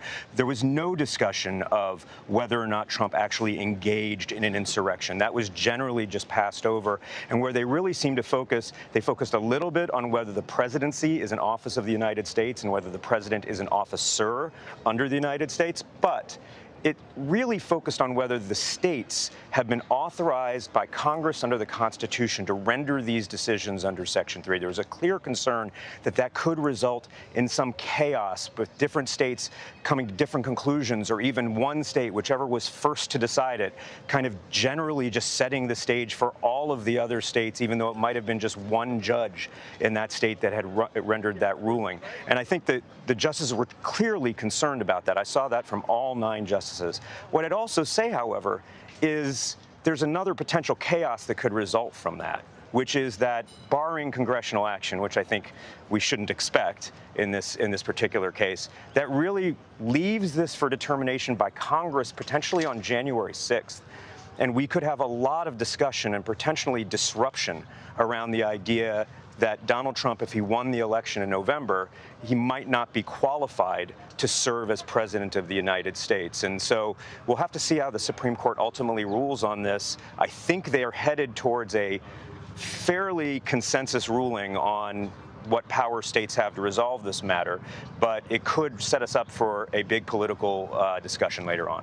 David, with your permission, dive a bit more deeply into what you're thinking about January 6, 2025, and this question, and whether you think, based on what you heard in your arguments this morning, the Supreme Court will not only decide, but try to say something preemptively about those matters that you're referring to. So I think it's clear the Supreme Court doesn't want to wade into the issue of whether or not Donald Trump engaged in insurrection, the exact language that's used in the 14th Amendment. But if they resolve this in a manner that it appears they're headed, that states have not been authorized by Congress to decide this yet, that Congress has not given them that power, if we also assume that Congress is not likely to give them that power in the next several months, which I think is a fair assumption, then it may be left up to the political process. You can imagine that issue of whether Donald Trump should be qualified to hold the office of the presidency should he win the election in November could be a major, major fight on the floor of Congress on January 6, 2025, with those opposing him, presumably Democrats, bringing up this issue and really fighting it out. There's nothing in the Electoral Count Reform Act that would prevent them from doing that. And I think we should expect that if Donald Trump wins and if that issue of whether or not he engaged in insurrection has not been resolved definitively by the Supreme Court prior to that. Jan Crawford, not only your thoughts on what David has just shared with us, but also any sense you might have, and I know this is unanswerable, so it's slightly unfair, but I know you have a good instinct about these things, timing of this decision. Well, I mean, this is a case of first impression. The court has never had this issue before. There's not a lot of case law on it. They're going to want to have a thorough opinion, so we're not going to get this tomorrow. Can we get it in a week or so or 2 weeks? Yeah, I would think so. Super Tuesday is less than a month away, so I don't think they're going to dilly-dally on this. But to pick up on David's point about after the election, I mean, the court, think about the Supreme Court. They look at they believe, all right, I mean, take them for what they say. They believe they're looking at the words of the Constitution, not only on this case, but other cases. You can go back and look at Dobbs, where they overturned Roe versus Wade. If it's not in the Constitution, it's not a matter for the courts. It's for the political branches. So this Supreme Court would be perfectly fine saying, Section 3 of the 14th Amendment does not authorize states to do this. And I agree. I think that's the direction that they're going. That's a matter for Congress to decide. That the Constitution is clear. No one's ever tried to do it. There's a case from 155 years ago where a Chief Justice sitting as a circuit judge suggested the same thing. That is good enough for us because there's nothing else that we have to go on. So, you know, let Congress do it. And that, to me, is very in keeping with the way this court, the majority anyway, believes there should be a balance between the branches. Thank you so much, Jan Crawford. Jessica Levinson, I want to go back to you because what was so evident to me, and I think everyone else here at the table, is that across the ideological spectrum, there was great curiosity and discussion about consequences of validating, that is to say, the Supreme Court upholding the Colorado Supreme Court judgment to take the former president off the primary ballot. Your impressions of that conversation about future consequences? I don't think it was a coincidence that what you heard the justices coalescing around is the idea that both the law and the practical consequences were pointing in the same direction. And you heard the justices, again, across the ideological spectrum saying, what happens if we allow a single state, in this case Colorado, to make this decision to say that a federal candidate here, a candidate for the presidency, is not qualified for office? What does that mean for other states? What does that mean for us in terms of just the practicality of this? So I think what you have is a court very worried about what happens outside the courtroom, and they're going to find a way, they're going to find a path to narrowly read Section 3 of the 14th Amendment that we've been talking about all morning to say we're not going to create a scenario where you have this patchwork of one state says one thing, one state says another, with the big caveat that, as David said, we could be waiting for another battle if President Trump once again wins the presidency. We could be waiting for another legal battle. But I think right now what you see is a court saying states don't have the power to do this. That's not how our Constitution is structured, and that's not the ruling that we're going to bless today. Jessica talks about a possible coming legal battle that might be over insurrection, the definition thereof. Tim Parlatore, I want to ask you, is it important in your mind that that was not a huge focus today, point one? Point two, that there was an impeachment proceeding, the Senate didn't convict, and a grand jury did not indict on the basis of insurrection. What do those three things tell you about this context and where it might be futurely debated on January 6, 2025. You know, it's one of the interesting things about Section 2383 is that unlike every other statute in the criminal code, it doesn't give a very good definition of insurrection. Yeah, it doesn't give a very good definition of what all the elements of insurrection is. It doesn't surprise me that the court tried to sidestep that issue, because I think one thing that they definitely want to avoid is, you know, coming down with a pronouncement that the Supreme Court said he engaged in insurrection or he didn't, especially when he has a January 6th criminal case pending in the U.S. District Court. So I think it's smart that they, kind of sidestep that. But it does set up, I thought it was interesting, the idea that this could set up an argument on January 6th. And then if Congress is debating on January 6th, 2025, whether he engaged in insurrection, what power and precedent does the impeachment not guilty verdict, that acquittal, have on that? Can they go back and kind of redo it as a pre-acquittal? It's a very because that was a interesting question issue. Of incitement. Right, and also, and is that a blanket non-conviction, meaning acquittal on all insurrection-related matters?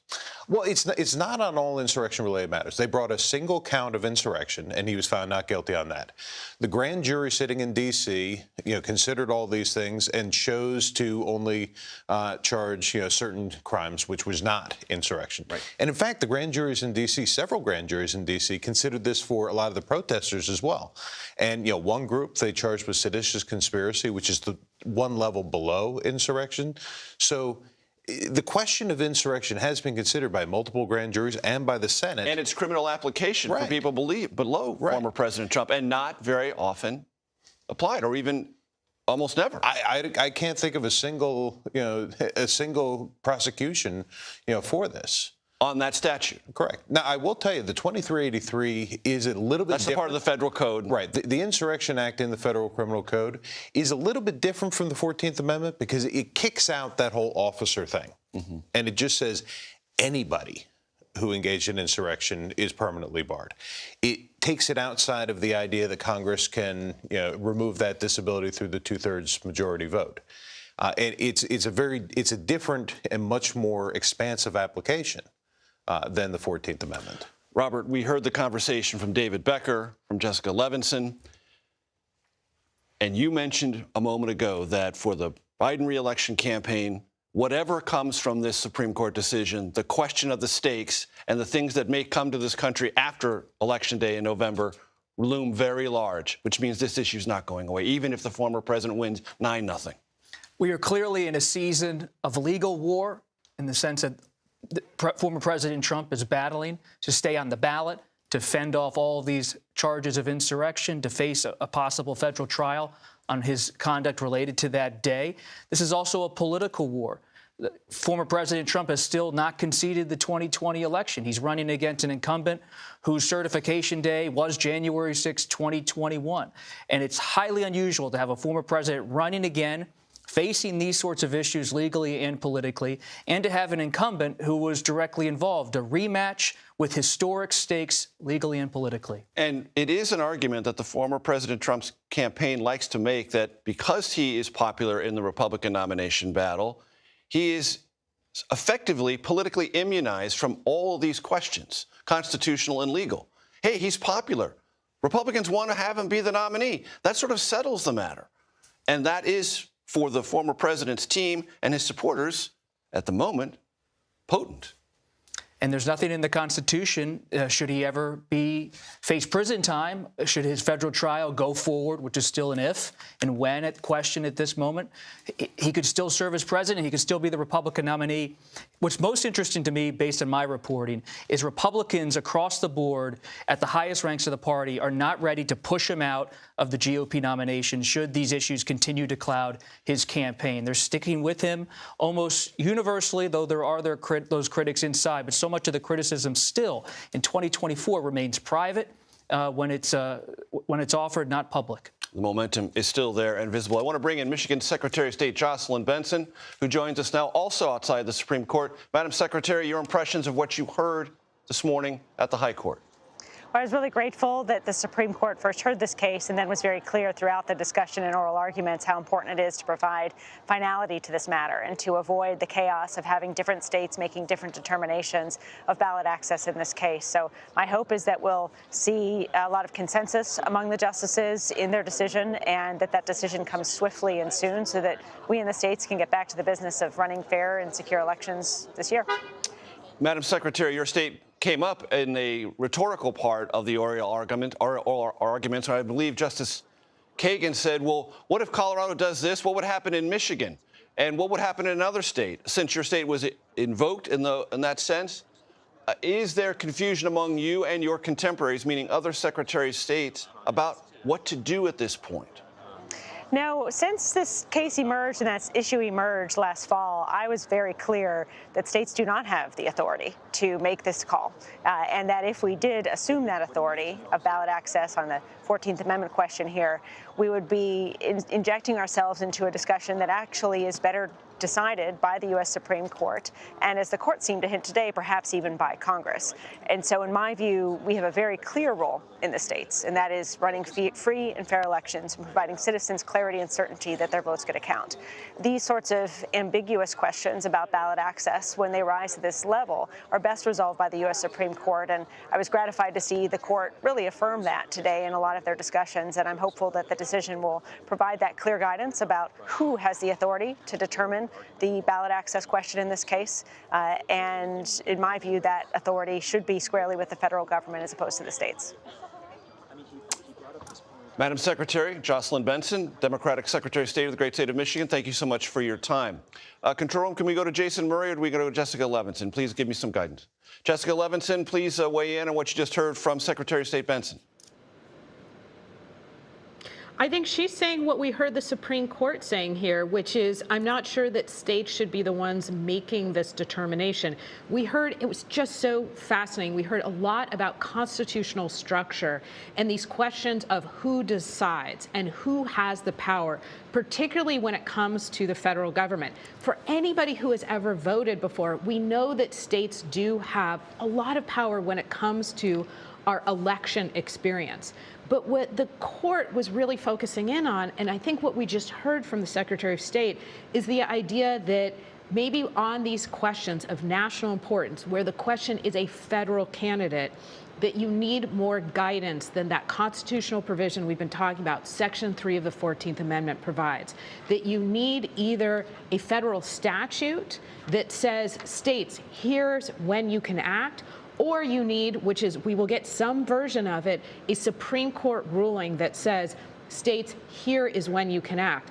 Based on everything that we've talked about this morning and all of the really helpful commentary coming out of the oral arguments, I think what we see is the justices, let's remember the head of one of the federal branches of government, are going to end up saying, we can't leave this to the states. Legally, it's wrong. In terms of the practicality, it's wrong in terms of the consequences. And we don't want to leave this up to each individual, either Secretary of State or state Supreme Court, to make these different determinations. There are places in our government where we need to speak with one voice, and this is one of them. What does the Constitution mean? When are you qualified? When are you disqualified as a federal candidate? Jessica Levinson, thank you so much. Jason Murray, the lawyer for the Colorado voters, just spoke outside of the courthouse. Let's listen. President Donald Trump engaged in insurrection by inciting a violent mob to attack our Capitol and disenfranchise over 80 million people who voted against him. In doing so, President Trump disqualified himself from holding office. That's not something we are doing to him. That's not something any court is doing to him. That is something he did to himself under our Constitution. Tim Parlatore, your reaction to what we just heard from Jason Murray. That's a political speech, not a legal speech. And that, therefore, will lack clout within the confines of the Supreme Court. I think so, yeah. I mean, I understand that that's his position, but ultimately, as a lawyer, instead of making political speeches like that, you have to focus on the facts, evidence, and the law, and what the procedures are. And I thought he did a fairly good job in the courtroom, with the arguments that he had. I think that things were against him there, but what he said outside is definitely more political. I have read some scholars, Tim, who have said, look, the 14th Amendment is clear. The proceedings were delayed. It was a violent riot that delayed them. Had that riot succeeded, a peaceful transfer of power in this country would have been thwarted. By definition, that is something that would fall under the 14th Amendment, Section 3. What would your legal argument or response to that be?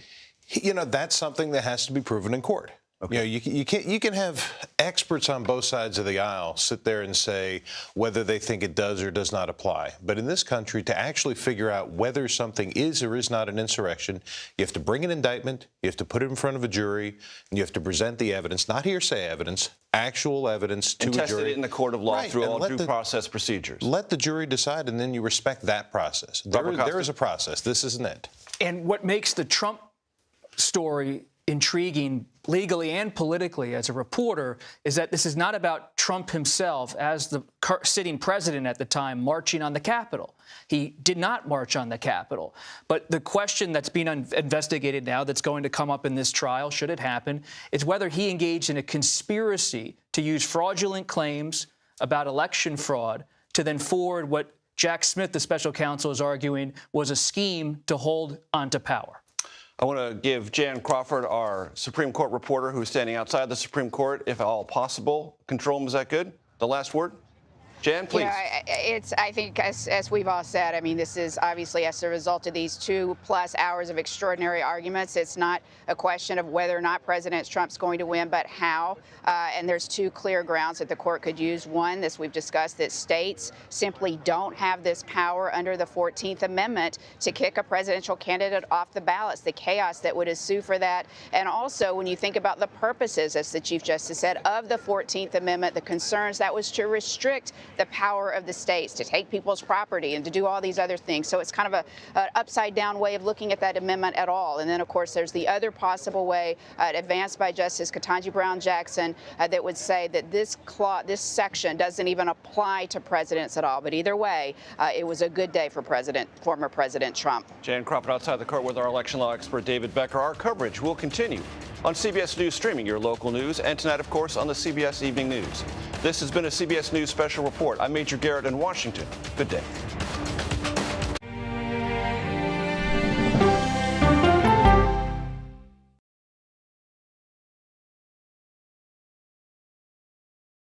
Well, let me start with this. This really happened. Have you told the government? Did any of that make sense? What's your response? You want me to just keep going with that argument? What have you learned? Do you know why? Why? Why? It's time for 60 Minutes, Sunday on CBS. An original documentary from CBS Reports. Since you started La Soup in 2014, do you have any sense as to how much food you've rescued from the landfill? We've rescued 4.5 million pounds. I can't even fathom how much food that is. And that's one little person in one little city in America. We're going to call this chicken piccata. We did 450 of these meals today. This is the exact dish that you and I are going to have. Yep. Oh, my God. Is it good? Mm-hmm. Having a plan of how to keep people fed should be in every single city. If we eliminated food waste, could we eliminate hunger? Yes. Eating Trash, now streaming on the free CBS News app. At this moment, terrorists could be plotting another attack. 9/11 triggered a counter-terrorist system that included a secret database. This person needs a closer look. A growing list of nearly 2 million people, including some Americans who say they're innocent. For 1 hour flight, I have to spend 6 hours to go and come back. CBS Reports explores the system, the people responsible for it, and those pushing for change. I'm not fighting against them. I'm fighting for them to do the right thing. The Watch List, now streaming on the free CBS News app. He was there when the war in Ukraine started. Extreme history. It's a big moment. The extraordinary story behind Sean Penn's new Paramount Plus documentary, Superpower, when we go person to person. An original documentary from CBS Reports. AI is among the most world-changing technologies ever. Curing diseases, scientific breakthroughs, making lives better. They can help us with medical discoveries, scientific discoveries, doing better agriculture, having cures for things like Alzheimer's. It's also going to really transform the way we work. The uplifting potential of artificial intelligence is limitless. It gives you a friend, somebody to chat with 24/7 that is non-judgmental. He makes me feel loved and desired. And so are its downfalls. The problem with all this AI is that it's unpredictable and uncontrollable. The choices we make now will have lasting effects for decades, maybe even centuries. The ChatGPT revolution, now streaming on the free CBS News app. It's like a screenplay, something straight out of Hollywood. Human remains found this week. The mystery would haunt investigators for years. A gripping true crime original 48 hours, now streaming on the free CBS News app. How can we become our best selves? That may be more about character than talent. The ultimate mark of your potential is how far you've climbed, not how high you've gone. Realizing your true potential with Adam Grant as we go person to person. CBS News. Face the Nation with Margaret Brennan, Sunday on CBS. CBS Morning. Your morning routine just got better. I love that. CBS Morning.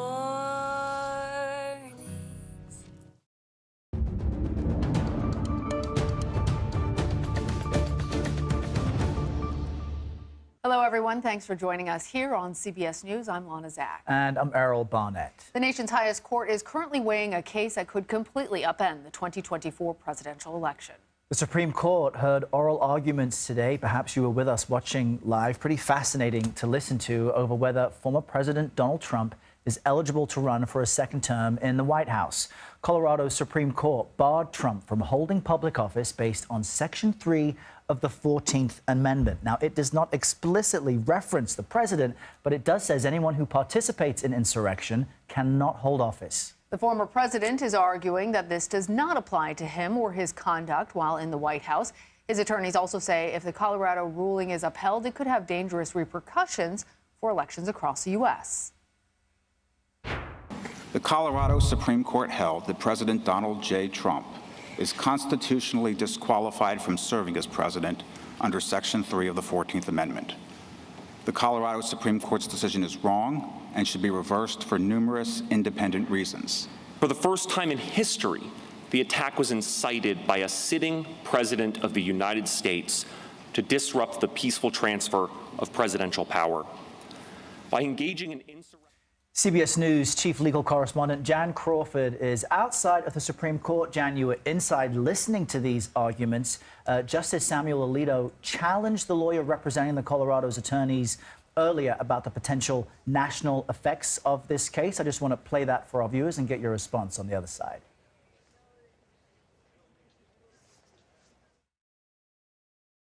Your reply brief says that it wasn't because I think you say it did not involve an organized attempt to overthrow the government. So that's one of many reasons, but for an insurrection, there needs to be an organized, concerted effort to overthrow the government of the United States through violence.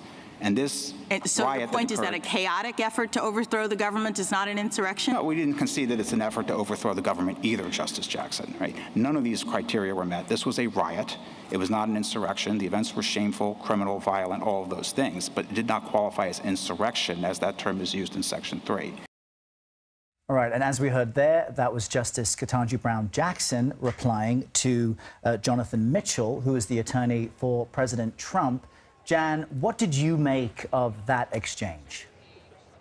Well, I mean, first of all, before we get to that and where she's going with that, because I think that's actually not what they're going to focus on at all in this opinion, whether or not Trump committed insurrection. They're not even going to get to that. I mean, this was an extraordinary 2+ hours of argument where you really saw the justices kind of playing off each other and the lawyers to try to come to some kind of agreement on what the words and meaning of the Section 3 of the 14th Amendment is all about. And I think at the end of this argument, what was clear is not if Donald Trump is going to win this case, but how. They seem to be organizing around one kind of primary idea, and liberal Justice Elena Kagan kicked it right off when she said, basically, how can one state determine who is going to be on the ballot for president and affect states across the country? This is simply not, under this section of the Constitution, anything that authorizes states to disqualify a presidential candidate. And then after she kicked that off, you had Justice Amy Coney Barrett, who is a conservative justice, saying, yeah, it doesn't seem like a state issue at all. You had the Chief Justice, John Roberts, saying other states would follow on this. And it might not just be other Democratic states trying to kick Trump off the ballot. You may see Republican states, he implied, trying to remove a Democratic candidate from the ballot. The chaos would ensue. And the attorney for Colorado voters tried to push back on that and say this has never happened. This is a one-off. But Justice Alito, to your point earlier, one exchange that I thought was very interesting said, basically, are you kidding me? I mean, this is a Pandora's box. If we allow different states to start kicking presidential candidates off the ballot, look what happened with impeachment. President Jackson was impeached. It took 100 years for another president to be impeached. That was a one-off, right, with Bill Clinton. But then after that, we've had 3, suggesting that if the court allows this now, it's Katie bar the door. You're going to see these kind of challenges throughout other presidential elections as well. So I think kind of where we come down on this right now is that this court very well could be poised to a unanimous decision saying that states simply do not have this power under Section 3 of the 14th Amendment to disqualify presidential candidates. That's something that's up to Congress. There is a mechanism for doing it. It's just not the one that the Colorado system tried to do. On Justice Jackson's point, they were talking about insurrection there, and she also made some really interesting other points about the words of the 14th Amendment, the text of it, the history of it, suggesting that it doesn't even apply to presidents at all. If you read the words, it doesn't say presidents. So why would we, in her words, kind of allow this ambiguity, as she put it, to essentially undermine democracy? I mean, that is about as powerful as you can get, and she is obviously one of the most liberal justices on the Supreme Court. Very interesting hearing Justice Brown Jackson, I think, making that argument even more forcefully than we actually heard Jonathan Mitchell, Trump's attorney, make it during his questioning. But Jan, Errol and I were talking about how fascinating it was to listen to the justices, to hear their voices, to hear what they really pressed in on. And you have been in the courtroom on so many of these major cases.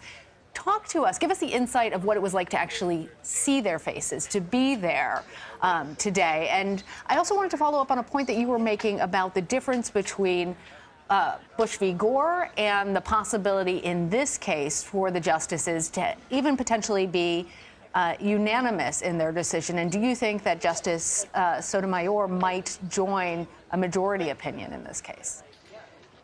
That's a good question about Justice Sotomayor. My guess is yes, although at the beginning of the argument, she asked a couple questions, and I was like, I'm not sure where she's going with that. But I thought what was so interesting about this argument and what was really different than some of the other ones we've seen in recent terms where, you know, this court is so divided. I mean, remember what happened when they overturned Roe versus Wade. But then even going back to different courts, Bush versus Gore, so divided. And you can feel that in the oral argument, right? Like you get the liberals who are like going after the lawyer for the opposing side, trying to expose holes in his argument. You have the conservatives kind of joining forces, going after the other lawyer. This was totally different today. This was very much a bench of 9 justices from very different ideological perspectives. You have liberals, conservatives, and then differences, and among those liberals and conservatives, all coming together and like trying to figure this out. Right? Like they were throwing things out there. What about this? And you guys listened to it. You could hear, Justice Barrett, conservative, saying, but I want to go back to what Justice Kagan, who's a liberal, said about this. So that was really fascinating. And that's not something you see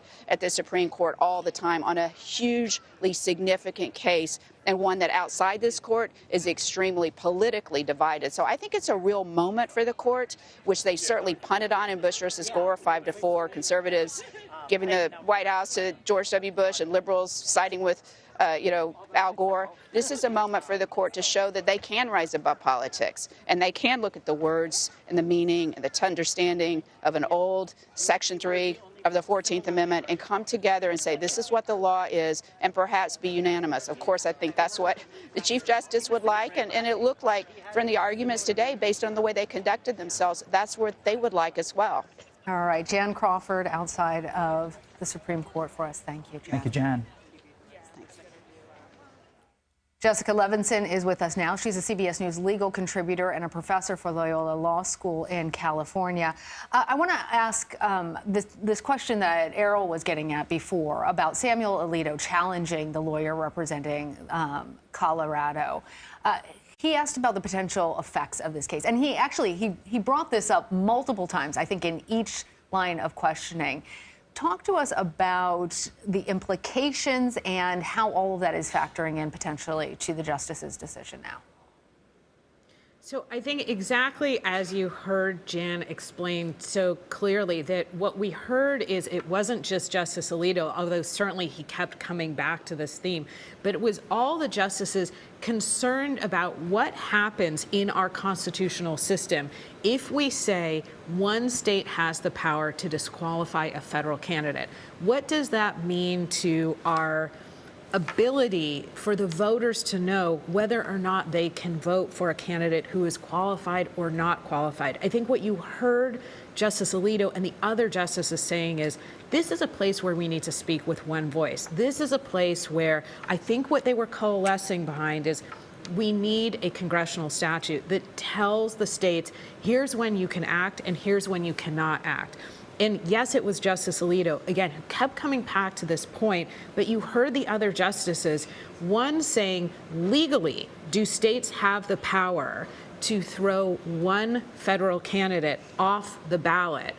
And you heard Justice Kagan, as Jan was mentioning, talking about that a number of times. But then two, what type of chaos are we unleashing on the system if we say, each state, you have the power to make this determination? Now, I think Colorado made the best argument that they could have to say, we have power under the Constitution, and they were pointing not just to Section 3, but also to Article 2, talking about the fact that they do serve as a gatekeeper when it comes to ballot access. But I think what we heard, and we can talk about the details throughout the 2 hours, the 2+ hours of arguments, is that there is something different about this qualification/disqualification provision. And there is something, I think, in the justices' minds, worrying about saying to one particular state, have this power over a national, a federal question. And so what does that mean then, Jessica? Because there was so much skepticism from the justices, including the liberal justices, that any one state has this ability based on the 14th Amendment and Section 3. The president specifically is not referenced, while every other kind of elected person is. So if we take that a step further and Colorado's ruling is struck down by the Supreme Court, what might the legal repercussions be nationally and in other states that have this same question?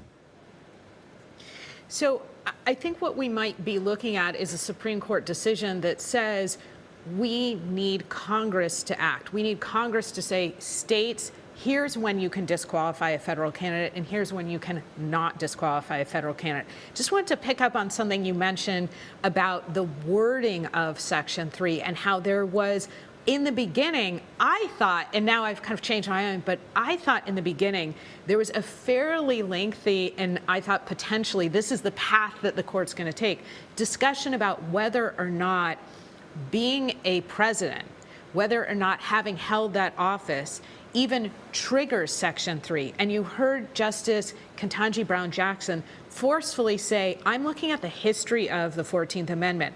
I'm looking at the fact that we were worried about state and local officials. I'm looking at that word officer in Section 3 of the 14th Amendment. And I don't think holding the office of president even means that Section 3 applies. And so initially I thought, oh, this is the off-ramp they're going to take. But then there was so much discussion about what we were just talking about before, that worry about saying that states can have this power, the worry about the practical consequences, that I now think maybe that's the off-ramp they take. All right, Jessica Levinson joining us from Los Angeles. We now want to share with our viewers some, again, of this exchange during this morning and early afternoon as the justices heard these arguments. This is the lawyer representing Colorado answering some of the questions. How is Section 3 a qualification? Under the reasoning of the Colorado Supreme Court, no, just on its face. A candidate must meet all the criteria for eligibility, and I don't perceive any distinction between meeting the eligibility criteria and not being disqualified. I just don't see any meaningful difference between those two things.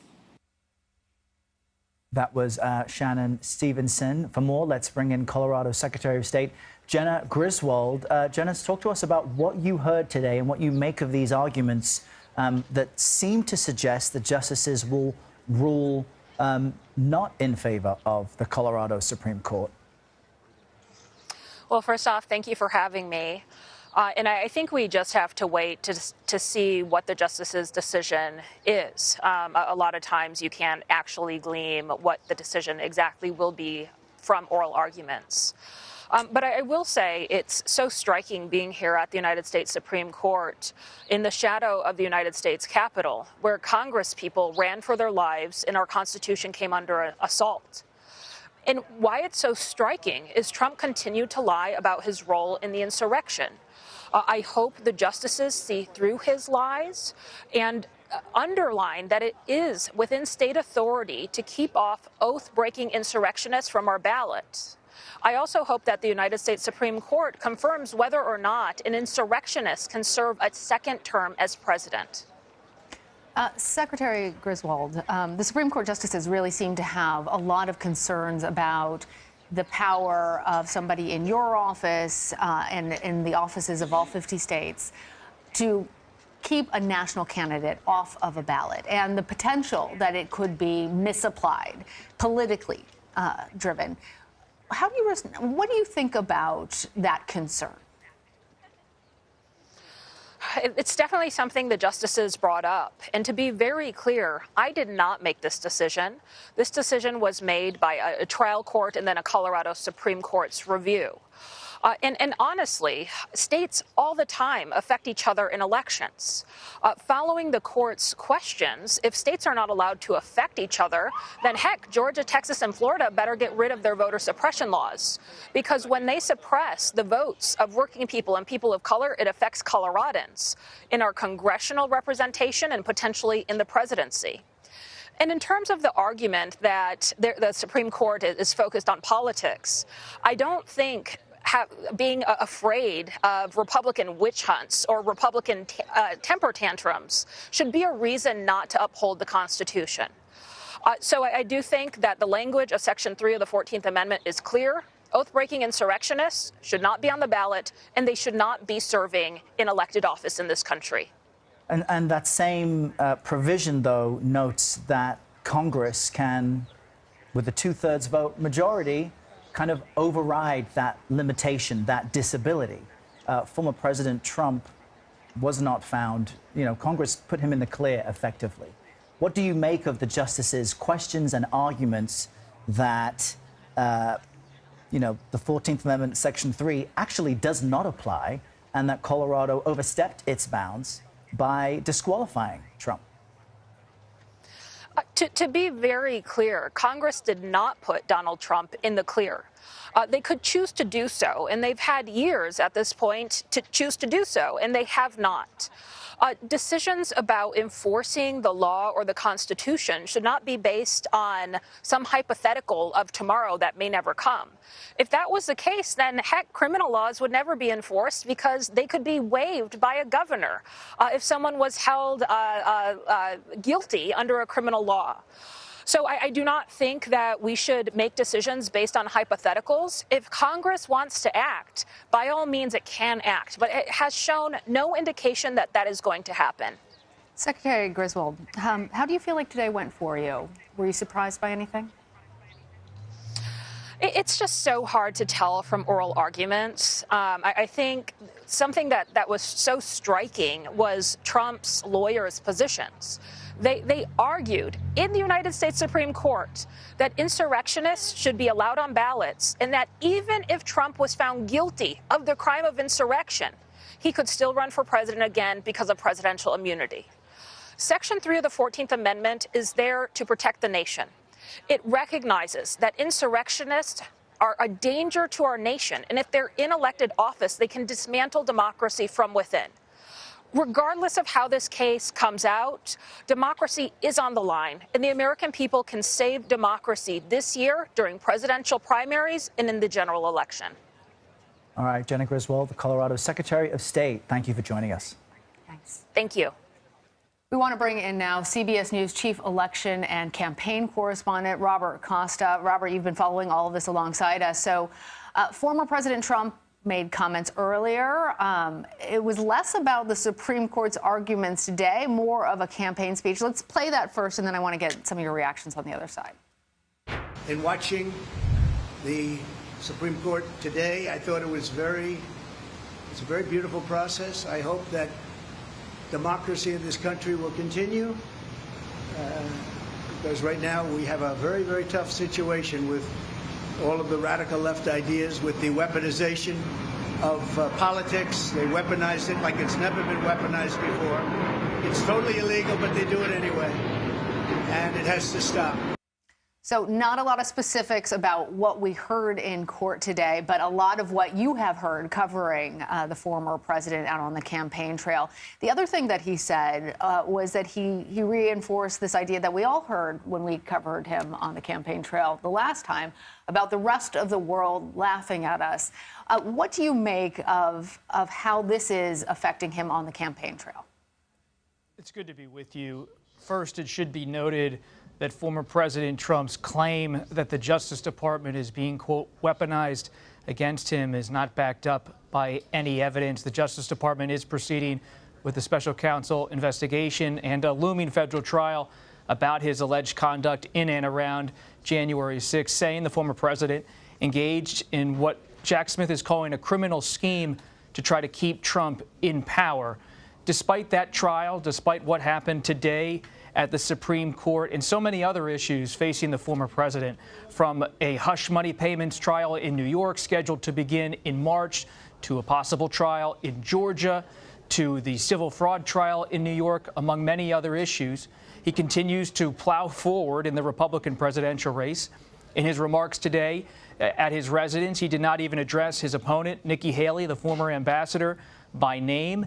He believes, based on my conversations with many of his top allies, that all of this could fuel his campaign, help him cement the Republican presidential nomination, and he will continue to run against President Biden, his expected opponent, should he sew up that nomination, as someone who is, in his words, using the Justice Department against him to try to fend off any kind of claim that he actually has to have scrutiny about what happened on January 6th.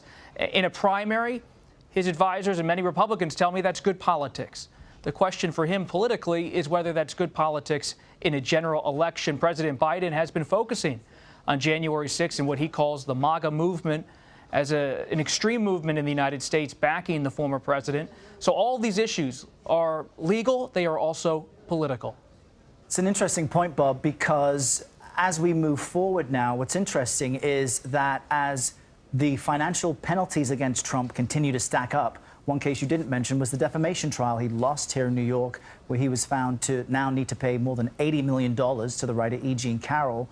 In the civil judgment, a judge just needs to decide what the financial penalty is. It's expected to be beyond $100 million. And while he seemed to be encouraged by the Supreme Court's questions this morning and mid-afternoon, they did not debate whether or not he participated in an insurrection. So to your point that in the primaries it's great for his base, but how might that play in a general election? I'm wondering if all this baggage eventually does add up for the former president when it comes to the general election.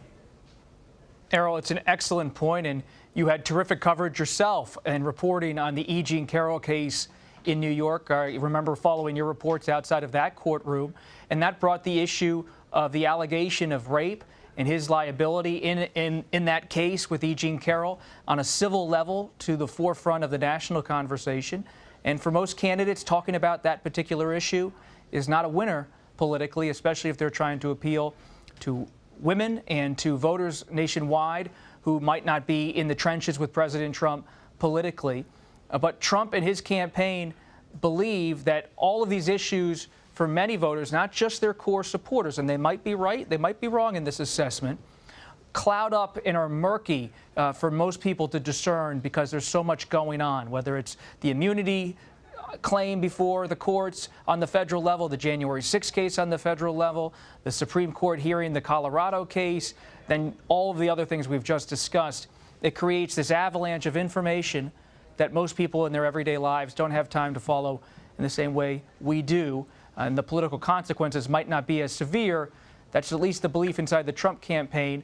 But the Biden campaign, when you talk to them, they say, yes, there are many issues surrounding Trump, but they believe the one that's salient, that cuts through, is January 6th because it gets to the core of American democracy in their view. Well, we are appreciative that you are following every angle of this, Robert Costa. Thank you. We also want to thank Jessica Levinson, Jan Crawford, and Secretary of State Jenna Griswold. All right, moving on to some other stories we're covering for you today. The Pentagon has confirmed the 5 missing Marines aboard a helicopter that crashed in Southern California died in that accident. Yeah, sad story. The helicopter was traveling from Creech Air Force Base near Las Vegas to the Marine Corps Air Station Miramar in San Diego.